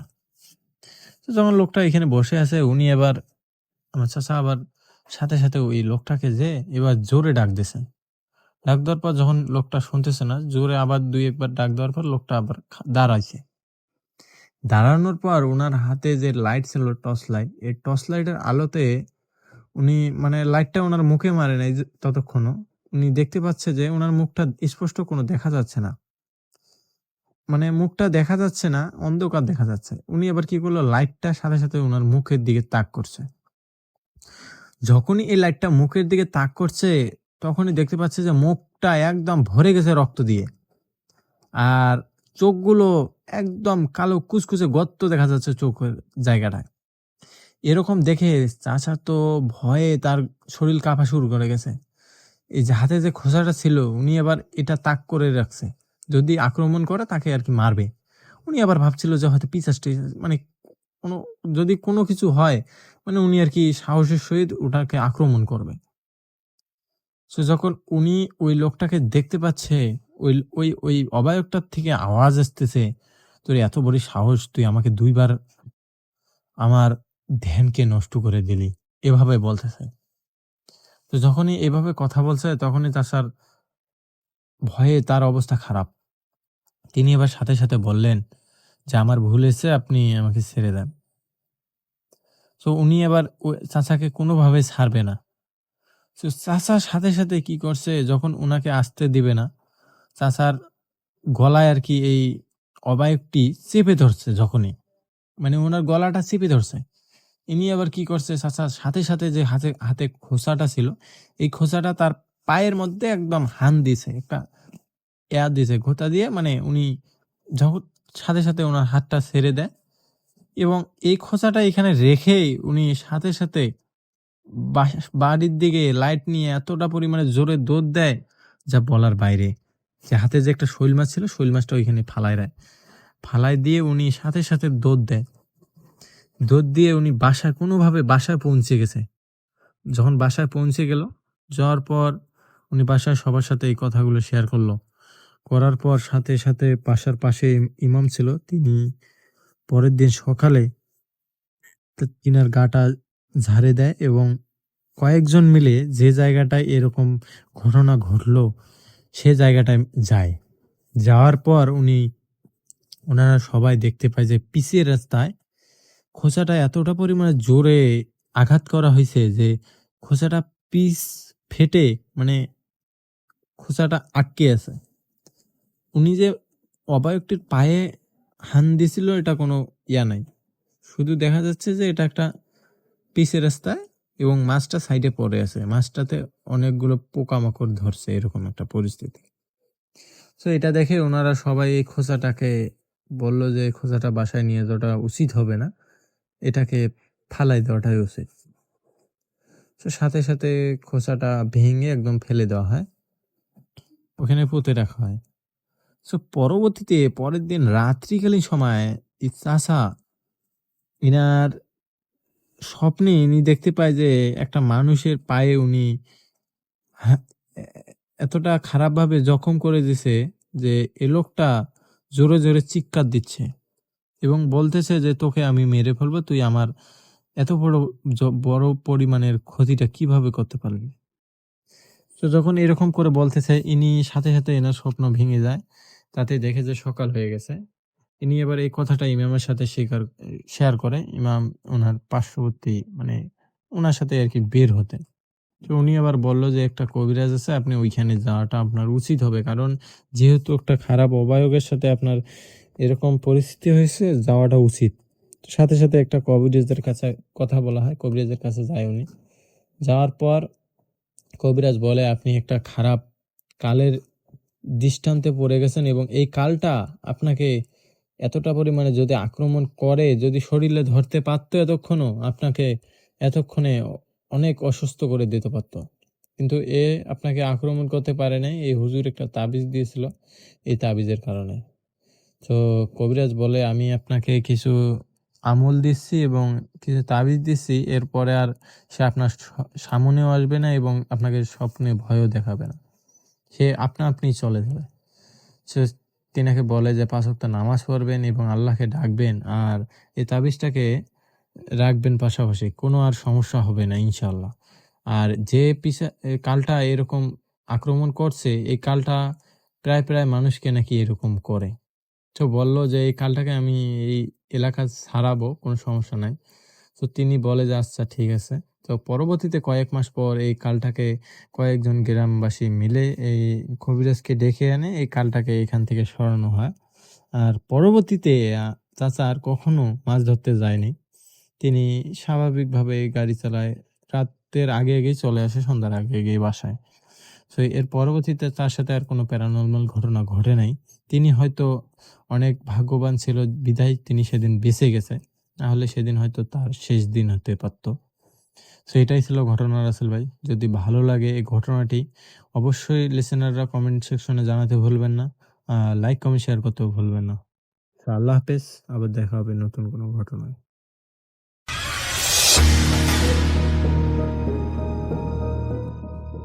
আমি তপন বলছি জলপাইগুড়ি থেকে।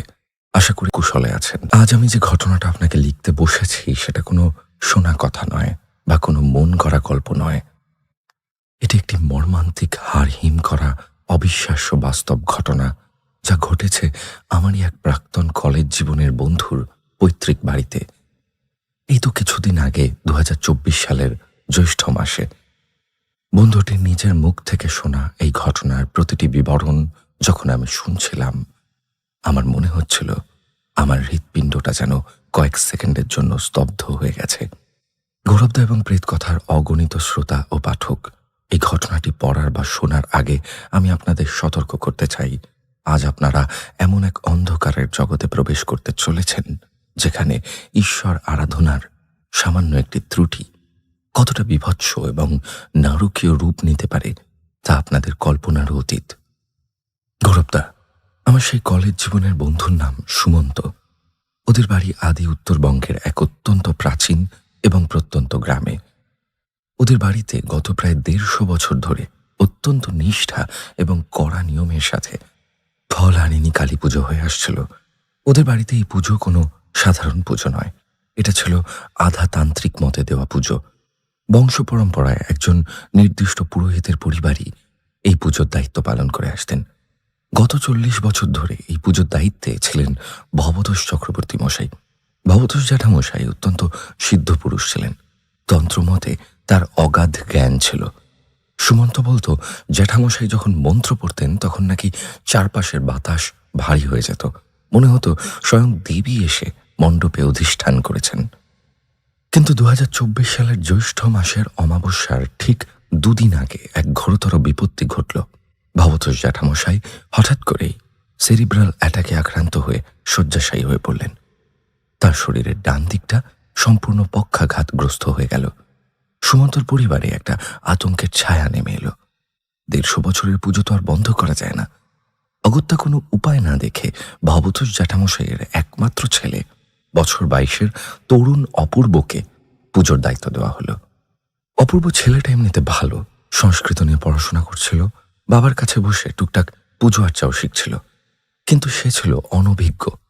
ফল আনিনি কালী পুজোর মতো এক মহাজাগ্রত এবং তান্ত্রিক নিয়মে বাঁধা পুজোর যে কাঠিন্য, যে অসীম আধ্যাত্মিক শক্তির প্রয়োজন, তা ওই 22 বছরের তরুণের মধ্যে ছিল না। সে শুধু পুঁথিগত বিদ্যা জানত, কিন্তু মন্ত্রের অন্তরালে থাকা প্রাণ শক্তিকে নিয়ন্ত্রণ করার ক্ষমতা তার ছিল না। আর এখানেই ঘটে গেল সেই সর্বনাশা ভুল। সুমন্তর বয়ান অনুযায়ী আমি সেই রাতের ভয়াবহ ঘটনাগুলোকে 3টি আলাদা পর্যায়ে আপনাদের সামনে তুলে ধরছি। সেদিন ছিল জ্যৈষ্ঠ মাসের ঘোর অমাবস্যা। ঘড়িতে রাত 11:45। চারিদিক নিস্তব্ধ, শুধু মাঝে মাঝে ঝিঁঝি পোকা আর দূরে শেয়ালের ডাক শোনা যাচ্ছিল। সুমন্তর বাড়ির প্রকাণ্ড ঠাকুর দালানে অপূর্ব পুজোয় বসল। প্রথম দিকে সবকিছু ঠিকঠাকই চলছিল, কিন্তু সমস্যা শুরু হলো প্রাণ প্রতিষ্ঠা এবং ন্যাস করার সময়। তান্ত্রিক মতে কালীর আরাধনায় কিছু গোপন বীজ মন্ত্র থাকে, যার উচ্চারণ যদি সামান্যতম এদিক ওদিক হয় তবে তা আশীর্বাদের বদলে এক চরম অভিশাপ ডেকে আনতে পারে। সুমন্ত বলছিল, অপূর্ব যখন চোখ বন্ধ করে ঘর্মাক্ত কলিবরে মন্ত্র পড়ছিল, হঠাৎ করেই তার গলার স্বর বদলে যায়। একটা কেমন যেন গোঙানির মতো শব্দ বেরোতে থাকে তার গলার থেকে। ঠিক সেই মুহূর্তেই দালানের সবকটা প্রদীপ ধপ করে নিভে যায়, শুধু মায়ের মূর্তির সামনে ঘৃতকুমারী প্রদীপটা ছাড়া। সুমন্ত স্পষ্ট দেখেছিল অপূর্বর হাত দুটো থরথর করে কাঁপছে। সে যে মন্ত্রটা উচ্চারণ করল তা কোনো সংস্কৃত শ্লোক ছিল না। সুমন্তদের বাড়ির বয়স্করা পরে বুঝতে পেরেছিলেন অপূর্ব ঘোরের বশে কোনো এক আদিম পৈশাচিক শক্তির আবাহন করে ফেলেছে, যে শক্তি রক্ত মাংসের লোভী। মুহূর্তের মধ্যে মণ্ডপের চারপাশের বাতাসে একটা পচা মাংসের উৎকট দুর্গন্ধ ছড়িয়ে পড়ল। সুমন্তর মনে হলো মায়ের যে মৃন্ময়ী মূর্তি এতক্ষণ শান্ত সমাহিত ছিল, তার মুখের আদল যেন বিকৃত হয়ে গেছে। মায়ের চোখ দুটো যেন জ্যান্ত মানুষের মতো জলজল করছে, আর ঠোঁটের কোণে একটা পৈশাচিক হাসি ফুটে উঠেছে।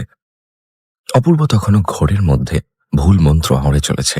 হঠাৎ একটা দমকা হাওয়া এলো কোথা থেকে, আর বলির জন্য রাখা খড়গটা নিজে থেকেই ঠঠাং করে বেদি থেকে নিচে পড়ে গেল।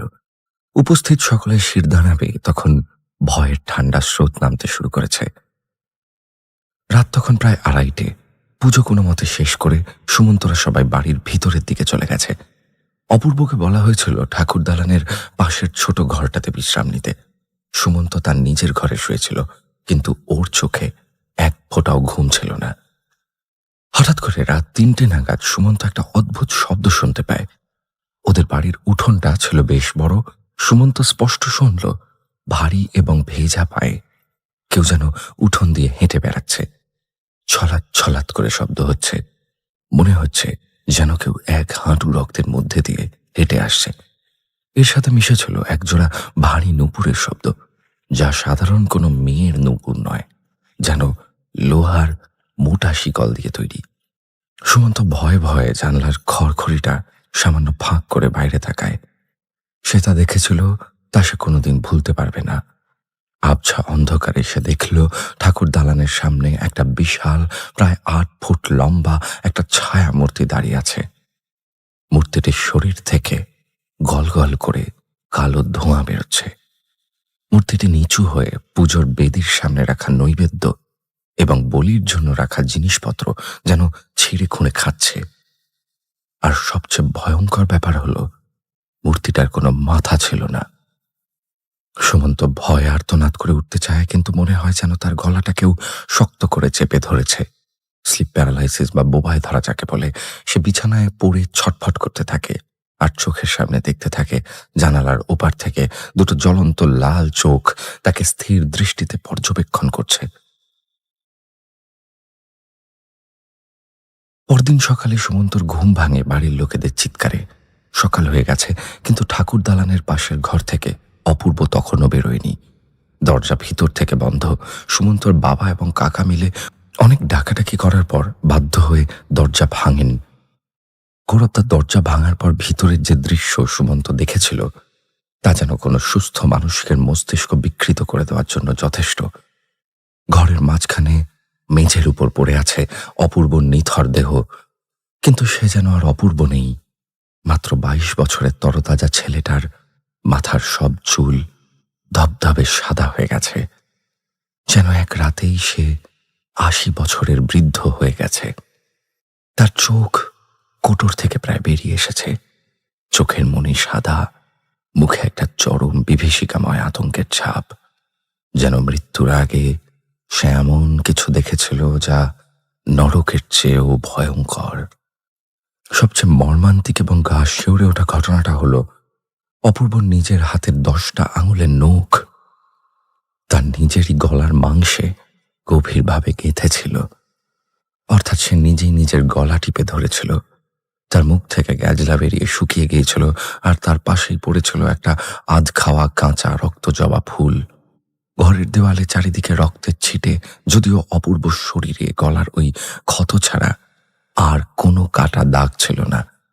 সেই রক্ত কার তা আজও এক অমীমাংসিত রহস্য।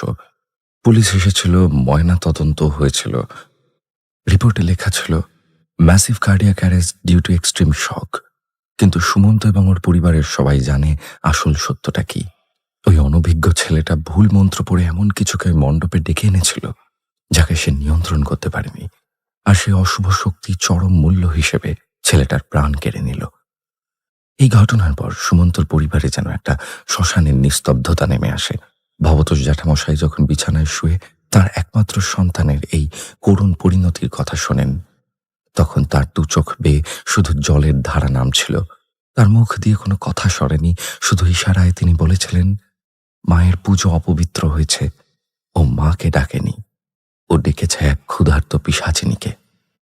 এর মাত্র 1 মাসের মাথাতেই ভবতোষ জ্যাঠামশাইও পৃথিবী ছেড়ে চলে যান। সেই থেকে সুমন্তদের বাড়ির 150 বছরের প্রাচীন ফলহারিণী কালী পুজো চিরকালের মতো বন্ধ হয়ে গেছে। ঠাকুর দালান আজ শেকলে বাঁধা। ওই বাড়ির ত্রিসীমানায় সূর্যাস্তের পর আর কেউ পা রাখে না। সুমন্তরা ওই পৈতৃক ভিটে ছেড়ে শহরে চলে গেছে, কিন্তু আজও অমাবস্যার রাতে সুমন্ত মাঝে মাঝেই স্বপ্নে দেখে একটা মাথা কাটা কালো ছায়া তার জানলার বাইরে দাঁড়িয়ে আছে, আর তার হাতে ধরা আছে একটা সাদা হয়ে যাওয়া কাটা মুন্ডু, অপূর্বর মুন্ডু। তো গৌরবদা, এই ঘটনাটা শুধু ভয়ের ঘটনা নয়, এটা একটা চরম করুণ ট্র্যাজেডি। একটি ভুলের মাসুল কিভাবে একটা তরতাজা ছেলেকে তার বাবার কোল থেকে কেড়ে নিতে পারে, তা ভাবলে আজও আমার চোখে জল আসে। ঈশ্বরের আরাধনা যেমন মানুষের মঙ্গল করে, তেমনি তার অবমাননা বা ভুল প্রয়োগ যে কত বড় সর্বনাশ ডেকে আনতে পারে, এই ঘটনাটা তার জ্বলন্ত উদাহরণ।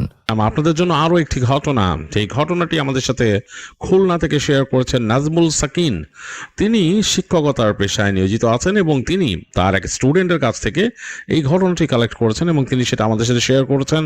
আমাকে রিকোয়েস্ট করেছেন আমি যেন আমার মতো করে ঘটনাটা আপনাদের কাছে শেয়ার করি। আমি চলে যাব নাজমুল সাকিনের পাঠানো ঘটনায়। এখানে নাজমুল তার ছাত্রীর একটা ছদ্মনাম ব্যবহার করেছেন। তিনি বলেছেন তার ছাত্রীর ছদ্মনাম তিনি দিয়েছেন তানহা। তো সেই তানহার ঘটনা, এটি তানহার নিজের না, তানহার মামার সাথে ঘটে যাওয়া একটি ঘটনা 2003 সালে ঘটেছিল খুলনারই কোনো একটি উপশহরে। যাই হোক, উপশহরটা তখন আসলে এটা হচ্ছে গ্রাম থেকে একটু ডেভেলপড হচ্ছে, মানে যেটাকে সাবার্ব বলা যায়, এরকম একটা জায়গা। তো কেবল ডেভেলপমেন্ট হচ্ছে, বাড়িঘর হচ্ছে, মানুষজন থাকা শুরু করেছে, রাস্তাঘাট হয়েছে এবং অনেক মানুষ অনেক জায়গা থেকে মুভ করে এখানে আসছে। তো আপনারা জানেন যখন শহর গড়ে উঠতে থাকে কোনো জায়গায়, এমনকি আমাদের ঢাকাতেও এক্সটেন্ডেড এলাকাগুলো পেরিফেরিতে যখন নাকি শহর গড়ে উঠতে থাকে, তখন কিন্তু সেই জায়গায় ওরকম নতুন রাস্তা হয়, খোলা প্লট থাকে, অনেক দূর দূরে বাড়ি থাকে, এরকম একটা অবস্থা হয়। এটা আসলে আমার নিজের চোখে দেখা, আমি একবারে ছোটবেলা থেকে দেখেছি যে এরকম ছিল। এমনকি আমার নানা বাড়ি যেখানে ছিল ক্যান্টনমেন্টের এক্সটেন্ডেড এলাকা ইব্রাহিমপুরের এক সাইডে, সেখানেও কিন্তু আমার চোখের সামনে দেখা রাস্তাঘাট কিভাবে হয়েছে, এবং তখন দেখতাম যে বিশাল বড় বড় ফাঁকা ফাঁকা প্লট এবং একটা বাসার থেকে আরেকটা বাসার দূরত্ব অনেক দূর। তো এরকমই একটা উপশহরের ঘটনা এটি, যেখানে তানহার মামারা মুভ করেছিলেন কোনো একটা জায়গা থেকে। তারা যেখানে ছিলেন সেখান থেকে মুভ করে আসেন এখানে নতুন একটা জায়গা, সেখানে খরচ বেশ কম। আর ওই সময় তানহার মামারা একটু ফাইন্যান্সিয়ালি ক্রাইসিসের মধ্যে দিয়ে যাচ্ছিলেন, তো এই কারণে তারা ওখানে মুভ করে আসেন। তো যাই হোক, জায়গাটা একটু অন্যরকম লাগে তাদের কাছে, খোলামেলা, একদম নতুন গড়ে উঠছে। দেখা যাচ্ছে যে একটা ঘর হয়েছে, তার থেকে আরেকটা ঘরের দূরত্ব অনেক দূর, এবং এর মাঝখানে অনেকগুলো খালি প্লট পড়ে আছে। মানে ওই জায়গাটা পরবর্তীতে হয়তো কেউ জায়গা কিনে কিছু করবে, বা ওই জায়গাটা সিগনিফাই করা হয়েছে, বাট কারোর জন্য বরাদ্দ হয়নি। মোটামুটি খোলামেলা, একেবারে খালি, এবং অনেক দূর পরপর একটা করে ল্যাম্পপোস্ট দেওয়া। মূল রাস্তাটা যে আছে সেখানে অনেক দূর পরপর একটা করে ল্যাম্পপোস্ট দেওয়া, এবং এই ল্যাম্পপোস্টের লাইট বেশিরভাগ সময় জ্বলতো না, রাতের বেলা বন্ধ থাকতো। যাই হোক, এরকম একটা জায়গায় তারা মামারা উঠলো, এবং সেখানে তারা ইউজ টু হওয়ার চেষ্টা করলো। তারা যেখানে আসছিল সেখানে অনেক মানুষজন ছিল আগে, সবার সাথে ভালো সম্পর্ক ছিল। এখানে তো আসলে নতুন আসছে তারা। আর তানহার মামা তখন চাকরির জন্য চলে গেল শহরে। তিনি যেহেতু বলছি যে তাদের পরিবারে ক্রাইসিস চলছিল, তানহার নানা মানে পৃথিবী ছেড়ে চলে গিয়েছিলেন তার বেশ কিছুদিন আগে। তো ওনারই হাল ধরার কথা তানহার বড় মামার। তিনি তখন অলরেডি গ্র্যাজুয়েশন শেষ করেছেন, তো চাকরির জন্য অ্যাপ্লাই করেছেন শহরে, কিন্তু চাকরির তখনও ওরকম খোঁজ পড়ছে না। এর মাঝে চলে আসলো রমজান মাস। তো রমজান মাসটা আসলে একটু মানে সবার জন্য একটু টাইট, সবার সিয়াম সাধনা করতে হয়, তাছাড়া পরিবারের খরচও একটু বেড়ে যায়। তখন সামনে একটা ফেস্টিভ্যাল থাকে, আর ওই মাসটাতেও চলতে হয়। তো একটু চিন্তায় পড়ে গেলেন তানহার মামা, তিনি চাকরি খুঁজতে থাকলেন। তো এক জায়গায় খবর পেলেন, শহরে একটা শোরুমে, একটা কাপড়ের শোরুমে তিনি খবর পেলেন চাকরির জন্য। তিনি চিন্তা করলেন যে আসলে কিছু করার নাই। তিনি একটা চুক্তিভিত্তিতে সেখানে ঢোকেন যে রমজান মাসের পুরো সময়টা তিনি ওখানে চাকরি করবেন, এবং রমজান মাস শেষ হলে 4 রাতের তার পাওনা বুঝে নিয়ে চলে আসবেন 1 মাসের জন্য। এরকম আমাদের শহরেও, ঢাকা শহরেও এরকম অনেক জায়গায় চুক্তিভিত্তিক নিয়োগ হয়। তো তিনি এরকম কাজ পেলেন সেই শোরুমে। আর তখন শোরুমগুলো নতুন আসছে, কাপড়ের শোরুমগুলো একদমই নতুন আসছে। তো যাই হোক, তিনি কাজ শুরু করলেন। তো প্রতিদিন তিনি যান সেখানে, এবং তার শিফটটা ছিল আসলে বিকালে যেতেন, রাতের বেলা আসতেন আর কি। তো মানে মোটামুটি মানে বিকাল মানে দুপুরের পর যেতেন তিনি, আর রাতে ফেরত আসতেন। তো মোটামুটি অসুবিধা হতো না। রাত্রে উনি ছাড়া পেয়ে যেতেন, 10টা-11টার মধ্যেই তিনি ছাড়া পেয়ে যেতেন। তো এরকম করে যখন নাকি 15 রোজার বেশি হয়ে গেল, সেই সময় কিন্তু একটু দোকানপাটগুলো বেশি খোলা থাকে, একটু বেশি রাত পর্যন্ত। তো তখন একটু রাত হতো। তো তিনি মোটামুটি একটা ভরসা থাকতেন যে শেষ বাস যেখান থেকে ছাড়তো সেটা দেখা যেত 12:30 মধ্যে ছাড়তো আর কি। তো মানে উনি চেষ্টা করতেন ওইটা পেয়ে যেতে আর কি। তো পেয়ে যেতেনও আর কি, অসুবিধা হয় নাই। মানে তার ভাগ্য ভালো ছিল যে তিনি পেয়ে যেতেন। তো একদিন এরকম, মানে সেটা হচ্ছে 17তম রোজা, যেটা লিখছেন নাজমুল সাহেব, 17তম রোজার দিন রাতে। তখন ওই দিন তাদের শোরুমটা অনেক বিজি গেছে, এবং মানে মোটামুটি ভালো ব্যস্ত। মালিক তাকে বলল যে অমুক সাহেব, আপনি কি থাকতে পারবেন এতটা পর্যন্ত? মালিক তাকে খুব মানে একটু আদরও করতেন, সম্মান করে কথা বলতেন, যেহেতু শিক্ষিত একজন মানুষ। তিনি বলেন জি জি স্যার, অসুবিধা নাই, আমার এখানে 12:30টায় বাস চলে, তো অনেক সময় দেখা যায় বাস আর একটু লেট হয়ে যায়। তো যদি এরকম ভাগ্যে পাই তো অসুবিধা নেই। আর বলে না পেলে তো স্যার একটু কষ্টই হবে, যাক অনেক সময় দেখছি রাত্রে ভ্যান চলে, হ্যাঁ ভ্যান চলে রাস্তা দিয়ে, মালবাহী ভ্যান ট্যান চলে, উঠে বসবো কিছুতে একটা, দেখি কি করা যায় স্যার, অসুবিধা নেই, আপনি চিন্তা করেন না। তিনিও চাচ্ছেন আসলে যে, তিনি শুনছেন যে মালিক নাকি যারা ভালো পারফর্ম করে তাদেরকে ভালো একটা বোনাস দেন চান রাত্রে। তো তাহলে মামাও সেটাই চাচ্ছিলেন যে যাতে কাজের মধ্যে তিনি বেশ ইন্ট্রিগেটেড থাকেন। তারপর ওই মালিকের আরও অনেক অফিস আছে, সেখানেও তিনি পরবর্তীতে ঢুকে যেতে পারেন যেহেতু শিক্ষিত মানুষ। যাই হোক, তিনি ওইভাবে তিনি থেকে গেলেন। তো বস বললো যে একটু থাকেন রাত পর্যন্ত। তো ওনার ওই দিন তাদের শোরুম বন্ধ করতে করতেই প্রায় 12:30 বেজে গেল। তো তিনি বেরোলেন, দেখা গেলো যে মালিক বেশ চিন্তিত, ওনাকে বলতেছেন যে আপনি পারবেন তো, হ্যাঁ রে আপনার কষ্ট হলো, আমার আসলে উচিত ছিল আপনি একটু আগে ছেড়ে দেওয়া। তো উনি বললেন না স্যার চিন্তা করেন না, বলে তিনি বললেন আমার কাছে যে টর্চ লাইট আছে। তিনি একটা টর্চ লাইট দেখালেন, বললেন যে ওই আমি যদি পেয়ে যাই বাসটা তো কোনো চিন্তাই নাই, আর যদি ওই ঠেলা গাড়ি টাড়িতে যাইতে হয় দেখি কি অবস্থা কি, এগুলো বলে তিনি বিদায় নেন। তো যাই হোক, বের হয়ে আসতেছেন তখন অলরেডি রাস্তাঘাট বেশ খালি হয়ে গেছে। রমজান মাসে মানুষ ঘুমায় পড়ে আগে, সাধারণত দেখা যাচ্ছে যে মানে শেষের মানে দেখা যাচ্ছে 10 দিনে একটু মানুষজন শপিং টপিং বেশি করে, নর্মালি কিন্তু একটু খালি হয়ে যায় রাতের বেলা। তো রাস্তাঘাট খালি হয়ে গেছে, তিনি হেঁটে হেঁটে আসতেছেন, মানে বেশ অন্যরকম একটা পরিবেশ, এবং মোড়গুলা ঘুরে ঘুরে আসতেছেন। এসে যেই জায়গা থেকে তিনি বাস মানে মানে নেন, সেই জায়গায় গিয়ে দেখলেন যে বাসটা কেবল ছেড়ে যাবে, মানে একেবারে একটু একটু করে সামনে যাচ্ছে, ছেড়ে যাবে, কথা বলতেছে কন্ডাক্টর কার সাথে। তিনি দৌড়ায় যে একদম মানে করে কন্ডাক্টর চিৎকার করে বাস থামাইলেন, থামায় উঠে গেলেন বাসে। আর ভাবলেন যে বাহ, পাইলাম তো, যা বাস পেয়ে গেছি, বাস আর চিন্তা নাই। যাই হোক, বাস মোটামুটি চলতে চলতে তাকে প্রায় ওখানে বাস তিনি পাইছিলেন কিন্তু তখন 12:40 মতো বাজে, প্রায় আধা ঘন্টা 40 মিনিট লাগছে তাকে তাদের এলাকায় আসতে। তো যেখানে আসার পরে কিন্তু যেখান থেকে নামায় দেয় ওই জায়গাটা হচ্ছে একটা রাস্তা, মানে ওই হাইওয়ের মতোই রাস্তা, দুই পাশে গাছগাছালি, বড় বড় পুরনো গাছ আছে, এবং ডান দিক দিয়ে রাস্তাটা ঢুকে গেছে তাদের এলাকার দিকে, এই যে উপশহর যে জায়গাটা সেখানে।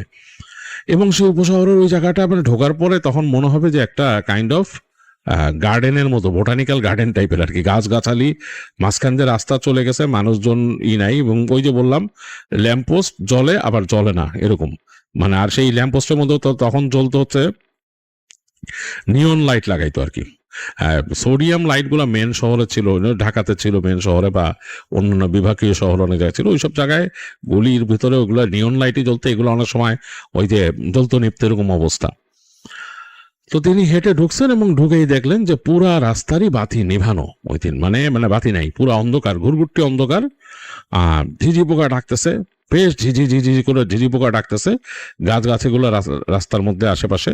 এবং তিনি জানতেন যে এই জায়গাটা এখনো যে এরকম ডেভেলপ করে নাই, কিছু কিছু জায়গায় এখানে শিয়াল বের হয়ে আসে, এসে রাস্তার মধ্যে বসে থাকে, এদিক দিয়ে যায় মানুষের বাড়িতে, যাদের বাড়ি একতলা এবং সেখানে মুরগির খোয়ার টোয়ার আছে, সেখানে হানা দেয় শিয়াল। তিনি জানতেন এরকম, আবার কবরস্থানও আছে এখানে 2টা, এটাও তিনি জানতেন। তো তিনি হেঁটে যাচ্ছেন, শিয়ালের ভয় পাচ্ছেন না, চিন্তা করতেছেন আচ্ছা শিয়ালের না আসে, হাতে ফ্ল্যাশ লাইটটা আছে, এটা একটা ভরসা। অনেকক্ষণ পর পর তিনি ফ্ল্যাশ লাইট মারতেছেন। তো এই অন্ধকারের মধ্যেও আকাশের আলোতে তার চোখ কিন্তু শুয়ে আসছে অনেকটা, এর মধ্যে তিনি দেখতেছেন আর কি গাছগাছালি, রাস্তা, এবং সামনে যে মোটামুটি ফাঁকা প্লট অনেকগুলা এরকম। তো হাঁটতে হাঁটতে একটা মোড়ে চলে আসলেন। এই জায়গা হচ্ছে কাইন্ড অফ 3 রাস্তা, মানে এই দুই পাশে রাস্তা চলে গেছে, মানে টি এর মতো রাস্তাটা এখানে লাগছে, এবং এই রাস্তার ওই পারে যে জায়গাটা, ওই জায়গাটা নেমে গিয়ে আরো সংকীর্ণ হয়ে নেমে গেছে রাস্তাটা নিচু হয়ে। তো তিনি ওই সংকীর্ণ জায়গাটার কাছে যখন আসছেন, ওই জায়গার মধ্যে বেশ ঝোপালো, এই মোড়ের কাছটা বেশ ঝোপালো, আর ওইখানে মানুষ ময়লা ফেলে আর কি, ওই যে একটু ওই যে নিচু হয়ে গেছে জায়গাটা, পাশের রাস্তাটা যে একটু উঁচু দুই পাশে গেছে, ওই জায়গাটাতে মানুষ ময়লা ফেলে, একটা ডাস্টবিনের মতো বানানো। তো তিনি ওই জায়গায় যখন চলে আসছেন, তিনি মানে একটা গন্ধ, ঝাঁঝালো গন্ধ তার নাকে লাগতেছে, এবং পাশে কিন্তু নর্দমার মতো করা আর কি, ওখান থেকে পানি যায়। তো তিনি একদম কাছে চলে আসছেন, ওই 3 রাস্তার মোড়টা পার হয়েছেন। পার হওয়ার পর তার কাছে মনে হলো যে তার ওইখানে ময়লা মনে হচ্ছে কেউ ছালতেছে, মানে ময়লাগুলোকে ওই যে মানে ছালতেছে বলতে টেনে টেনে এদিক ওদিক করে ফেলে যে ওরকম। তো তিনি ভাবলেন কুকুর নাকি, কুকুরকে কিন্তু তিনি একটু চিন্তা করেন এইসব কুকুর রাত্রেবেলা এরকম থাকলে এগুলো দলবদ্ধ, এবং জানেন তার পাশে ওইদিকে একটু সামনে যে একটা কবরস্থান আছে, কবরস্থানে কুকুর খুব খারাপ। তো তিনি ওই ফ্ল্যাশ লাইট মারলেন এদিকে আশেপাশে, ওই জাস্ট ডাস্টবিনের মধ্যে নামের আশেপাশে মারলেন, দেখলেন অনেক কিছু নাই, ফট করে তিনি ডাস্টবিনের দিক ঘুরাইলেন। তো হঠাৎ করে দেখলেন 2-1 ময়লা ছিটকে এদিক ওদিক পড়লো, কিচ্ছু নাই ডাস্টবিনের দিকে। বাতিটা যখন নিভাইছেন তখন দেখলেন তিনি দপ করে একজোড়া চোখ জ্বলে উঠছে সেখানে, জাস্ট লাইক অন্ধকারে প্রেডেটরের চোখ যেভাবে জ্বলে সেইভাবে। তিনি আবার ফ্ল্যাশ লাইট জ্বাললেন, এইবার তিনি দেখলেন ওই গার্বেজের কাছে, তিনি তার থেকে কিন্তু দূরত্ব তখন প্রায় 12-14 ফিট এরকম দূরত্ব গার্বেজের থেকে, তিনি দেখতেছেন গার্বেজের কাছে কিছু একটা রোমস, মানে 1 সেকেন্ডের জন্য দেখছেন রোমস, এবং সেই শরীরটা ধুলো মানে ধূসর টাইপের আর কি রোমগুলা, এবং অনেকটা শিম্পাঞ্জি যেরকম হয় সেরকম, কিন্তু আরো অনেক বড় সাইজ, লাইক বন মানুষ বলা চলে এরকম সাইজ, এবং সেটা চোখগুলা ভাটার মতো জ্বলতেছে, দাঁতগুলা তীক্ষ্ণ, তার দিকে তাকায় আছে। এবং তিনি লাইটটা মারার পর 1 সেকেন্ড ওই লাইটটা পড়ার পর দেখছেন, তারপরের সেকেন্ডে দেখলেন ওটা শেট করে সরে গেল পাশে, মানে ভ্যানিশ হয়ে গেল, মানে ঢুকে গেল ওই পাশে। এত ফাস্ট মুভ করছে তিনি বুঝতেও পারলেন না জিনিসটা কি। এরপরে তিনি পরের সেকেন্ডেই তিনি বুঝলেন যে একটা গরম বাতাসের মতো মনে হলো, যে একদম মানে গরম, মানে সিরিয়াস গরম বাতাস, যেমন আমরা কোনো মিল ফ্যাক্টরির পাশে থাকলে যে গরম বাতাস পাই, ওরকমটা গরম বাতাসের মতো একটা দমকা হাওয়া ছুটে আসলো তার দিকে এবং তার গায়ে লাগলো, এবং এত জোরে বাতাসটা লাগছে তিনি হালকা পাতলা মানুষ, তিনি ছিটকায় পড়লেন রাস্তার মধ্যে, তার হাত থেকে ফ্ল্যাশ লাইটটা ছুটে পড়ে গেল ওই পাশে। এবং যখন ফ্ল্যাশ লাইটটা পড়ে গেছে তিনি তখন বুঝতেছেন যে তার উপরে কিছু একটা বসে তার গলা চেপে ধরে রাখছে, এবং অন্ধকারে তিনি প্রচন্ড গন্ধ পাইতেছেন, বিচ্ছিরি গন্ধ, এবং তার মানে গলার মধ্যে মনে হচ্ছে সাঁড়াশির মতো হাত চেপে বসতেছে এরকম, কিন্তু তিনি বুঝতে পারতেছেন না এটা কি, এবং তিনি হাত দিয়ে এরকম নেড়ে ওইটাকে ছুটানোর চেষ্টা করলেন। তিনি কিন্তু চোখে দেখতেছেন না, ওইটাকে চোখে দেখা যাচ্ছে না কিছু, কিন্তু হাতে ফিল করলেন বড় বড় লোম গায়ে, মানে ফারি বডি, এবং হাতের মধ্যে শক্ত আটুনি, এবং যে জায়গাটা তার হাত পড়ছে লোহার মতো শক্ত। তো তিনি ভয়ে তার দম বন্ধ হয়ে গেছে, তিনি কাউকে যেহেতু দেখতে পারতেছেন না, এবং বেশ গরম লাগতেছে, মনে হচ্ছে একটা উষ্ণ বাতাস তার উপরে। তিনি মনে মনে দোয়া পড়ার চেষ্টা, কিছু মনে আসতেছে না। তো ওনার আবার লাকিলি কয়েকটা সূরা মুখস্থ ছিল, যেটা উনি সবসময় পড়তেন না, বাট মনে আছে, ছোটবেলায় শিখছেন ওগুলা।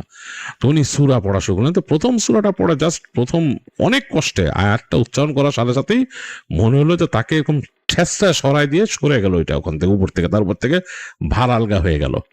তো তিনি তার গলা চেপে ধরে উঠে বসছেন, দম নেওয়ার চেষ্টা করতেছেন অনেকক্ষণ, ডানে বামা তাকায় দেখতেছেন যে কেউ নাই, ফাঁকা খাখা করতেছে, কিচ্ছু নাই। তিনি দৌড় দিলেন ওইখান থেকে, ওইভাবে উঠেই, তার ফ্ল্যাশ লাইট পড়ে আছে রাস্তার মধ্যে, তুলেন নাই, তিনি দৌড়াচ্ছেন। দৌড়াইতে তিনি তাদের বাসাটা ডিটেক্ট করছেন যে এইখানে, তিনি দৌড়াইতে তাদের বাসার সামনে গেট লাগাইছিলেন তারা, ওই গেটের উপরে মানে এরকম লোহার দিয়ে গ্রিলের মতো তৈরি করে উপরে বেড়ারি দেওয়া ছিল, জোরে জোরে বাড়ি মারতেছেন। এক পর্যায়ে তার বাসার মধ্যে ওই বাতি জ্বলে উঠলো, তার মা বোনরা বের হয়ে আসলো, এসে দরজা খুললো, খোলার পর তিনি ঘরের মধ্যে হুড়মুড় করে মানে বাসার কম্পাউন্ডের মধ্যে ঢুকে পড়ে গেলেন, পড়ে জ্ঞান হারাইলেন। তো তানার মা আমার যখন হুঁশ ফিরছে তখন তিনি দেখতেছেন তার বাসার উপর তার মা তার দিকে তাকায় আছে, তার মুখে চোখে পানি ছেড়েছে, বোনগুলা কাঁদতেছে, এবং তার মা দোয়া পড়তেছে। তো তিনি মানে মানে এদিক ওদিক তাকাইতেছেন, তিনি কিছু কুল পাইতেছেন না, মানে কোথায় আছেন, বা তার কাছে একটা অন্যরকম লাগতেছে। তার শুধু মনে হইতেছে যে প্রতি সেকেন্ডে ওই যে ভয়ঙ্কর একটা জিনিস 1 সেকেন্ড দেখছে ওইটা ছুটে আসবে তার দিকে, এখনো আছে তার কাছে মনে হচ্ছে। তিনি ভয়ে তার মায়ের হাত চেপে ধরলেন। তার মা বললো, কি হয়েছে বাবা? তখন তিনি তার মাকে বললেন যে এরকম এরকম রাস্তা। তার মা তো আরো ভয় পেয়ে গেল, তিনি কান্নাকাটি করতে করতে দোয়া পড়ে পড়ে ফু দিচ্ছেন ছেলেকে, বোনরাও দোয়া পড়ে ফু দিতেছে, এবং এইভাবেই তাদের রাতটা কাটলো। তিনি এই মানে ঘোরের মধ্যে এবং দুঃস্বপ্ন দেখলেন রাত্রেবেলা অনেক। তো সকাল হলো, তার শরীর জ্বরে পুড়ে যাচ্ছে। তো তার মা প্রতিবেশী দিয়ে খবর দিলেন এক মৌলানা সাহেবকে। মৌলানা সাহেব আসলেন বাসায়, আসার পরে দেখলেন, দেখে বলল যে কি হয়েছে। তো তিনি বললেন যে এরকম এরকম। তো মৌলানা সাহেব বললো যে আপনি রাত্রেবেলা আসতেছেন, ওই যে ডাস্টবিনের কাছে, ওইটা খারাপ জায়গা, যাই হোক ওনাকে রুকাইয়া করতে হবে। তো তিনি বললেন আমি আসরের পরে এসে রুকাইয়া করব। তো শরীর খুব খারাপ, এই অবস্থা করা যাবে কিনা কে জানে, ওষুধ টষুধ খাইতে বললো ওনাকে। আসরের পর মৌলানা সাহেব আসলেন সাথে আরেকজন হুজুরকে নিয়ে, এবং এসে ওনাকে রুকাইয়া করলেন। তো রুকাইয়া করার পরে তখন ওনার উপরে নাকি ওই জিনিসটা আসছে, এসে নাকি বলতেছে যে সেটা একটা খারাপ জিন ছিল, সে ওই 3 রাস্তার মোড়ে ওই জায়গায় তার বাসস্থান ছিল আগে।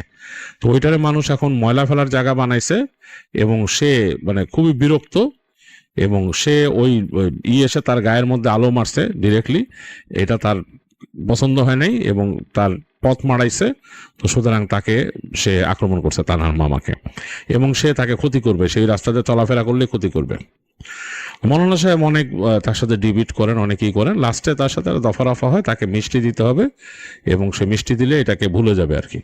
তো যাই হোক, তারা নাকি এরকমভাবে মিষ্টি দেওয়ার ব্যবস্থা করে এবং মিষ্টি দেওয়ার পরে ওইটা আর পরে মানে ক্ষতি করে নাই।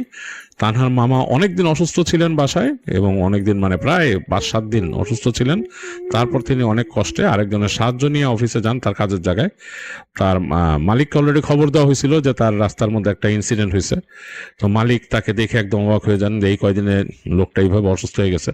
তো তিনি বললেন মালিককে একলা যায়। মালিক বললেন যে আসলে রাত বিরাতে বাসা যাওয়া আসলে কঠিন, এখন কি করবেন?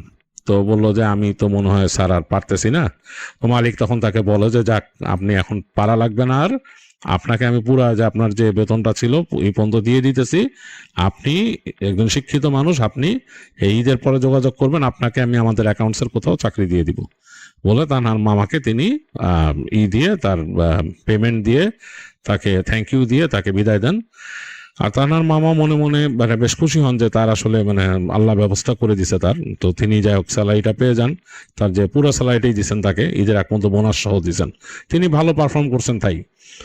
আর পরবর্তীতে তিনি ওই কোম্পানিতে জয়েন করেন অফিসিয়াল পজিশনে পরে। তো এটা ছিল তার একটা ঘটনা। এবং ওই রাস্তা দিয়ে তিনি যখন হেঁটে যেতেন রাতের বেলা, ওই রকম গভীর রাতে আর তিনি হাঁটতেন না।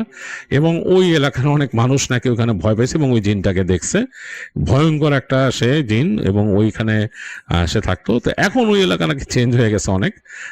তিনি বলছেন, লিখছেন আমাদের কাছে নাজমুল সাহেব, যে এখন ওই জায়গায় অ্যাপার্টমেন্ট হয়েছে, অনেক কিছু হয়েছে, অন্যরকম হয়েছে, বা 2003 সালে অন্যরকম ছিল। তো এরকম ঘটনা আমি কিন্তু শুনছি ঢাকাতেও এরকম ছিল অনেক জায়গায়। এবং আমি এখন যেখানে আছি, আমাদের বাসা যেখানে, আমাদের বাসাতে এই এলাকাটা তো অনেক পুরনো, এগুলো সেই 50s সময় বিল্ড করা। তো মানে হ্যাঁ, বাড়িঘর আবার পরবর্তীতে নতুন করে হয়েছে, বাট এলাকা তৈরি হয়েছিল সেই সময়। বাট আরও অনেক এক্সটেন্ডেড জায়গা হয়েছে যেগুলো আমাদের ছোটোকালে আমরা দেখছি তৈরি হয়েছে। আমরা যখন ছোট ছিলাম 90s, সেখানে এক সময় নদী ছিল এবং তার পাশে বেঞ্চি পাতা ছিল। আমার মনে আছে ছোটবেলায় আমার মেজো মামা, তিনি এখন নাই পৃথিবীতে, তার জন্য সবাই দোয়া করবেন। তিনি নিয়ে যে ওখানে বাদাম কিনে দিতেন, বাদাম খেতে বলতেন, বসে বসে বাতাস খেতেন নদীর, আমাকে বলতেন বাতাস, কারণ উনি তখন স্টুডেন্ট ছিলেন, ওনারা স্টাডি করতেন, গ্রুপ স্টাডি করতেন নদীর পাড়ে একটা বাসায়। তো খুব সুন্দর সেই নদীতে নৌকা চলতো রাতের বেলা, আমার নিজের চোখে দেখা। এখন আমি অবাক হই যে সেই নদীর মধ্যে এখন অ্যাপার্টমেন্ট কমপ্লেক্স, উঁচু অ্যাপার্টমেন্ট কমপ্লেক্স, বিশাল বিশাল অ্যাপার্টমেন্ট, মানে প্রায় মাল্টি স্টোরেড অ্যাপার্টমেন্ট হয়েছে সেই নদীর মধ্যেই এখন। আর এই তো সো এক্সটেন্ডেড এলাকা। তো সেই সব এক্সটেন্ডেড এলাকা নিয়ে কিন্তু অনেক ঘটনা আমি ছোটবেলায় শুনছি।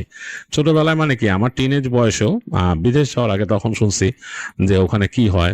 আমাকে অনেকে বলতো যে এখানে এখনো বাড়িঘর হয় না, এখানে পুকুর করা, এখানে আফ্রিকান মাগুর চাষ করা হয়েছে, এই জায়গায় মানুষ খেয়ে ফেলছিল, ইত্যাদি ইত্যাদি অনেক কিছু এরকম বলছিল তখন মানুষ।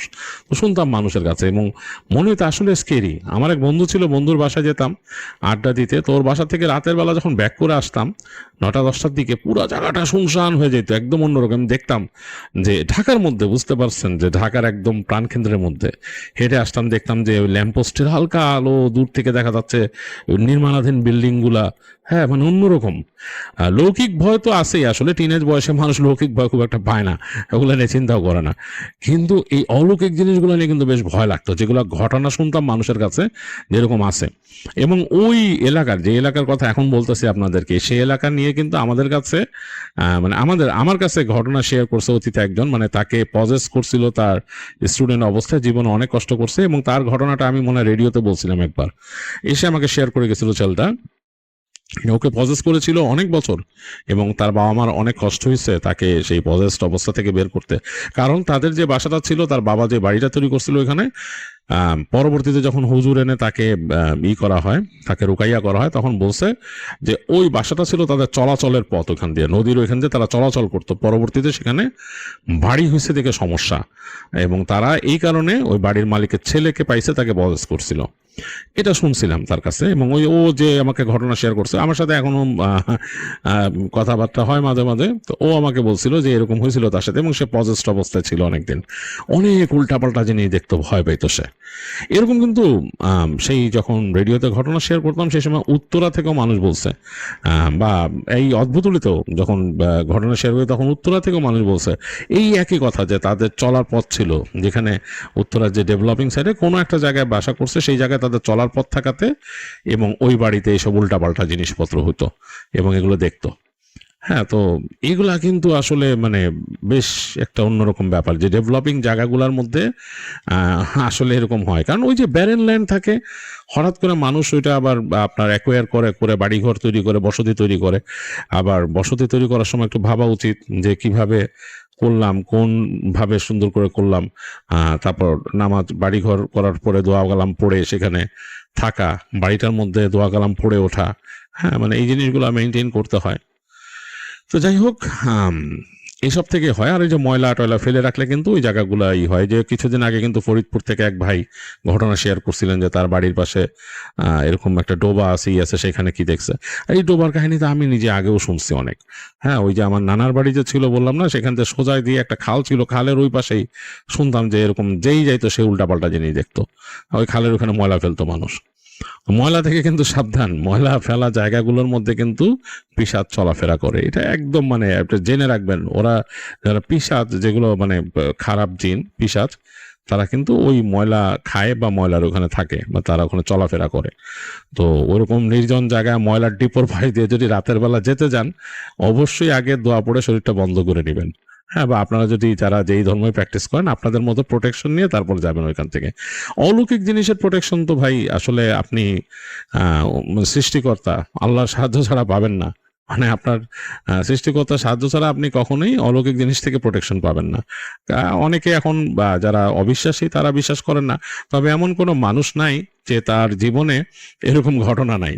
আমি এরকম মানুষ দেখছি, আমার বন্ধুদের মধ্যেও ছিল, সে অবিশ্বাসী মানুষ, কিন্তু দেখা গেছে সে ভয় পায়। ভৌতিক জায়গায় নিয়ে গেছি, এমন জায়গা মানে একদম নির্জনে, ভয় পায়। বললাম কিসের ভয়, এখানে তো কিছু নাই, মানুষজন তো নাই, তো তোরা কে কি করবে। ভয় পায়, থাকতে চায় না একা। তাহলে কি কে ভয় পায় বলেন তো? সে যদি অবিশ্বাসী হয় তাহলে তার ভয়টা কিসের? সেখানে কোনো খারাপ মানুষ নাই, একদম নির্জন জায়গা, কিন্তু একলা থাকবে না সেখানে, কিন্তু সে আবার অবিশ্বাসী। তাহলে সে ভয় পাচ্ছে আপনি বলেন? তো এরকম ব্যাপার স্যাপার কিন্তু আছে। তো যারা এরকম জায়গাতে চলাফেরা করবেন রাতের বেলা, তারা অ্যাকচুয়ালি শরীরটা বন্ধ করে নেবেন বা আপনার মতো একটা প্রোটেকশন নিয়ে নেবেন। আমি এরকম কিন্তু ওই যে উত্তরা থেকে আসলাম একটা রাস্তা দিয়ে, মাঝে মাঝে যখন আমার অফিসে, আমাদের উত্তরাতে একটা শোরুম ছিল, ওটা দেখে আসা লাগতো। গভীর রাতে যদি কখনো আসতাম ওদিক দিয়ে, ওই শর্টকাট মারতাম ওই রাস্তা দিয়ে। ওখানে একটা জায়গা পয়েন্ট ছিল, সেখানে হচ্ছে দুই পাশে চলে গেছে, ওইটা মনে হয় খাল টাইপের কিছু ছিল। পরে ওখানে ময়লা টলা বা বাড়ি ঘরের জিনিস ফেলে, কংক্রিট ভরে ওই যে রাবিশ ফেলে ওখানে করে ফেলছে। ওই জায়গাগুলোতে মানুষ ময়লা ফেলতো। তো আমি অনেকবার ওইখানে উইয়ার্ড একটা বাস পাইছি, এমন আছে যে আমার মোটর সাইকেলের স্টার্ট বন্ধ হয়ে গেছে অনেকবার রাতের বেলা আসার সময়। মানে এবং একদম শুনশান, ওইখানে কিন্তু কিচ্ছু নাই। এমন খুবই আশ্চর্যজনক যে বাইক নিয়ে আসতেছে, ঠিক ওই জায়গাটায় আসছি কোনো কারণে, মানে খুব আশ্চর্যজনকভাবে ওই জায়গায় আসার পর স্টার্ট বন্ধ হয়ে গেছে, এবং কয়েকবার সেলফ দেওয়ার পরে আবার স্টার্ট হয়েছে। এবং মোটরসাইকেল কিন্তু তখন একদম নতুন, মানে কোনো সমস্যা নেই মোটরসাইকেলে। আবার ওই জায়গাটা পার হয়ে আবার কিন্তু স্টার্ট নর্মাল হয়েছে। এবং ওই যে ওয়েদারের টেম্পারেচারের তারতম্য ওই জায়গায় আসলে হতো, আমি বুঝতাম। এবং মাঝে মাঝে দেখতাম যে ওইখানে যে কুকুরগুলো থাকতো, ওরা কিন্তু খুব অন্যরকম, মানে ওখান থেকে নড়তো না, চুপচাপ বসে থাকতো, এবং কাছাকাছি বেশি চলে আসলে গড়গড় করতো। তো যাই হোক, এগুলা ভৌতিক ভাইব, এগুলো আপনারাও পাবেন। এবং আপনাদের কাছে যদি এরকম ঘটনা থাকে, আপনারা যারা যারা এই ধরনের জিনিস এক্সপিরিয়েন্স করছেন, প্লিজ আমাদের কাছে শেয়ার করে ফেলবেন।